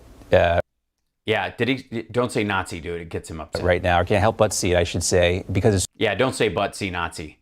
Don't say but see, because Nazi is what they want to be, but he really, if you really think of it, he looks more like a butsy. So obvious what's going on. Like a Nazi's butsy. Right now in the world, and weakness does... What if Nazis all added Z to the end of every word, and that was just like the German, it was kind of like the Spanish king who had a lisp.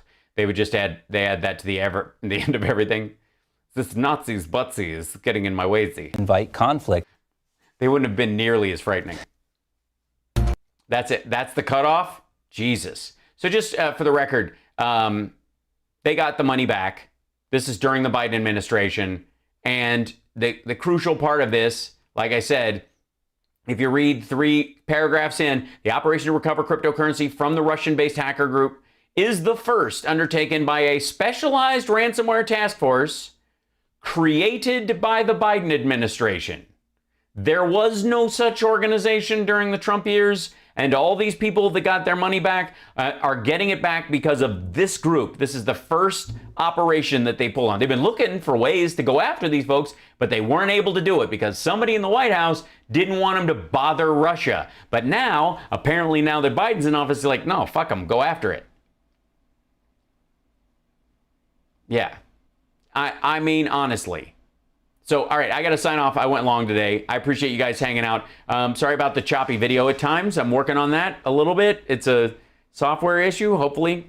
Wish it. But yeah, the adult shit. Right. Well, that's what it is. I mean, this shouldn't be the heavy lifting. This is the kind of thing that you should expect from your administration. The administration of any major organization, should deal with threats this way at the very least. How the hell Biden and the USA do that? He must have got to Putin. Oh, yeah. So thank you guys so much for gathering. Don't forget to give a like and a subscribe. Sorry the Trump speech was such a dud, but it's really, I don't know. it's pretty pitiful. I know, and he said defund the military or something instead of defend the military, right? At some point, did I miss that part in the skipping around? I'd heard about another one of those, but yeah. Anyways, thank you guys so much. Have a wonderful night. Talk to you later. I have a couple announcements coming up. So I will see you guys tomorrow, and I'll slowly eke out some of these things. But the first Monday, we are locked in through the rest of the year at Flappers. And then I'm going to be in D.C. on my birthday this year, September 25th, with my girlfriend. We're going to be like kind of taking that as a little vacation point. We were supposed to go to the inauguration, and then it was all done virtually. So we couldn't get a refund for our hotel. So we punted it to my birthday so that we could spend the weekend there. I'm going to do a special show from there, or at least 2 of them probably. And then one of them, I'm going to hopefully be able to gather some folks together for it. So fingers crossed. And then that'll be a big announcement on my birthday too. So there's a lot of stuff going on. It's pretty cool. Nice, Francie. So have a fantastic night. And Amy, I have gotten a letter. Thank you very much. Appreciate it. Yes, the next one is July 7th at Flappers, and I will see you there. Also, anybody who's a patron, whenever I'm in your area, you and a guest get to come to my show for free. You just got to let me know you're coming. And so patreon.com/Hal Sparks. If I go through your town, once or twice a year, it pays for itself. Just saying. If you're ever in the Vegas area, let me know. And if I have a show here, I'll let you, maybe we'll coordinate a weekend here. Maybe we need a big Sparks Force gathering here too. Yeah. I like it. It's a little too hot right now. We'll do it in the Indian summer when it's really nice this fall. All right, take care of yourself. I will see you guys tomorrow. Have a great night. Take care of yourself and take care of somebody else. Bye.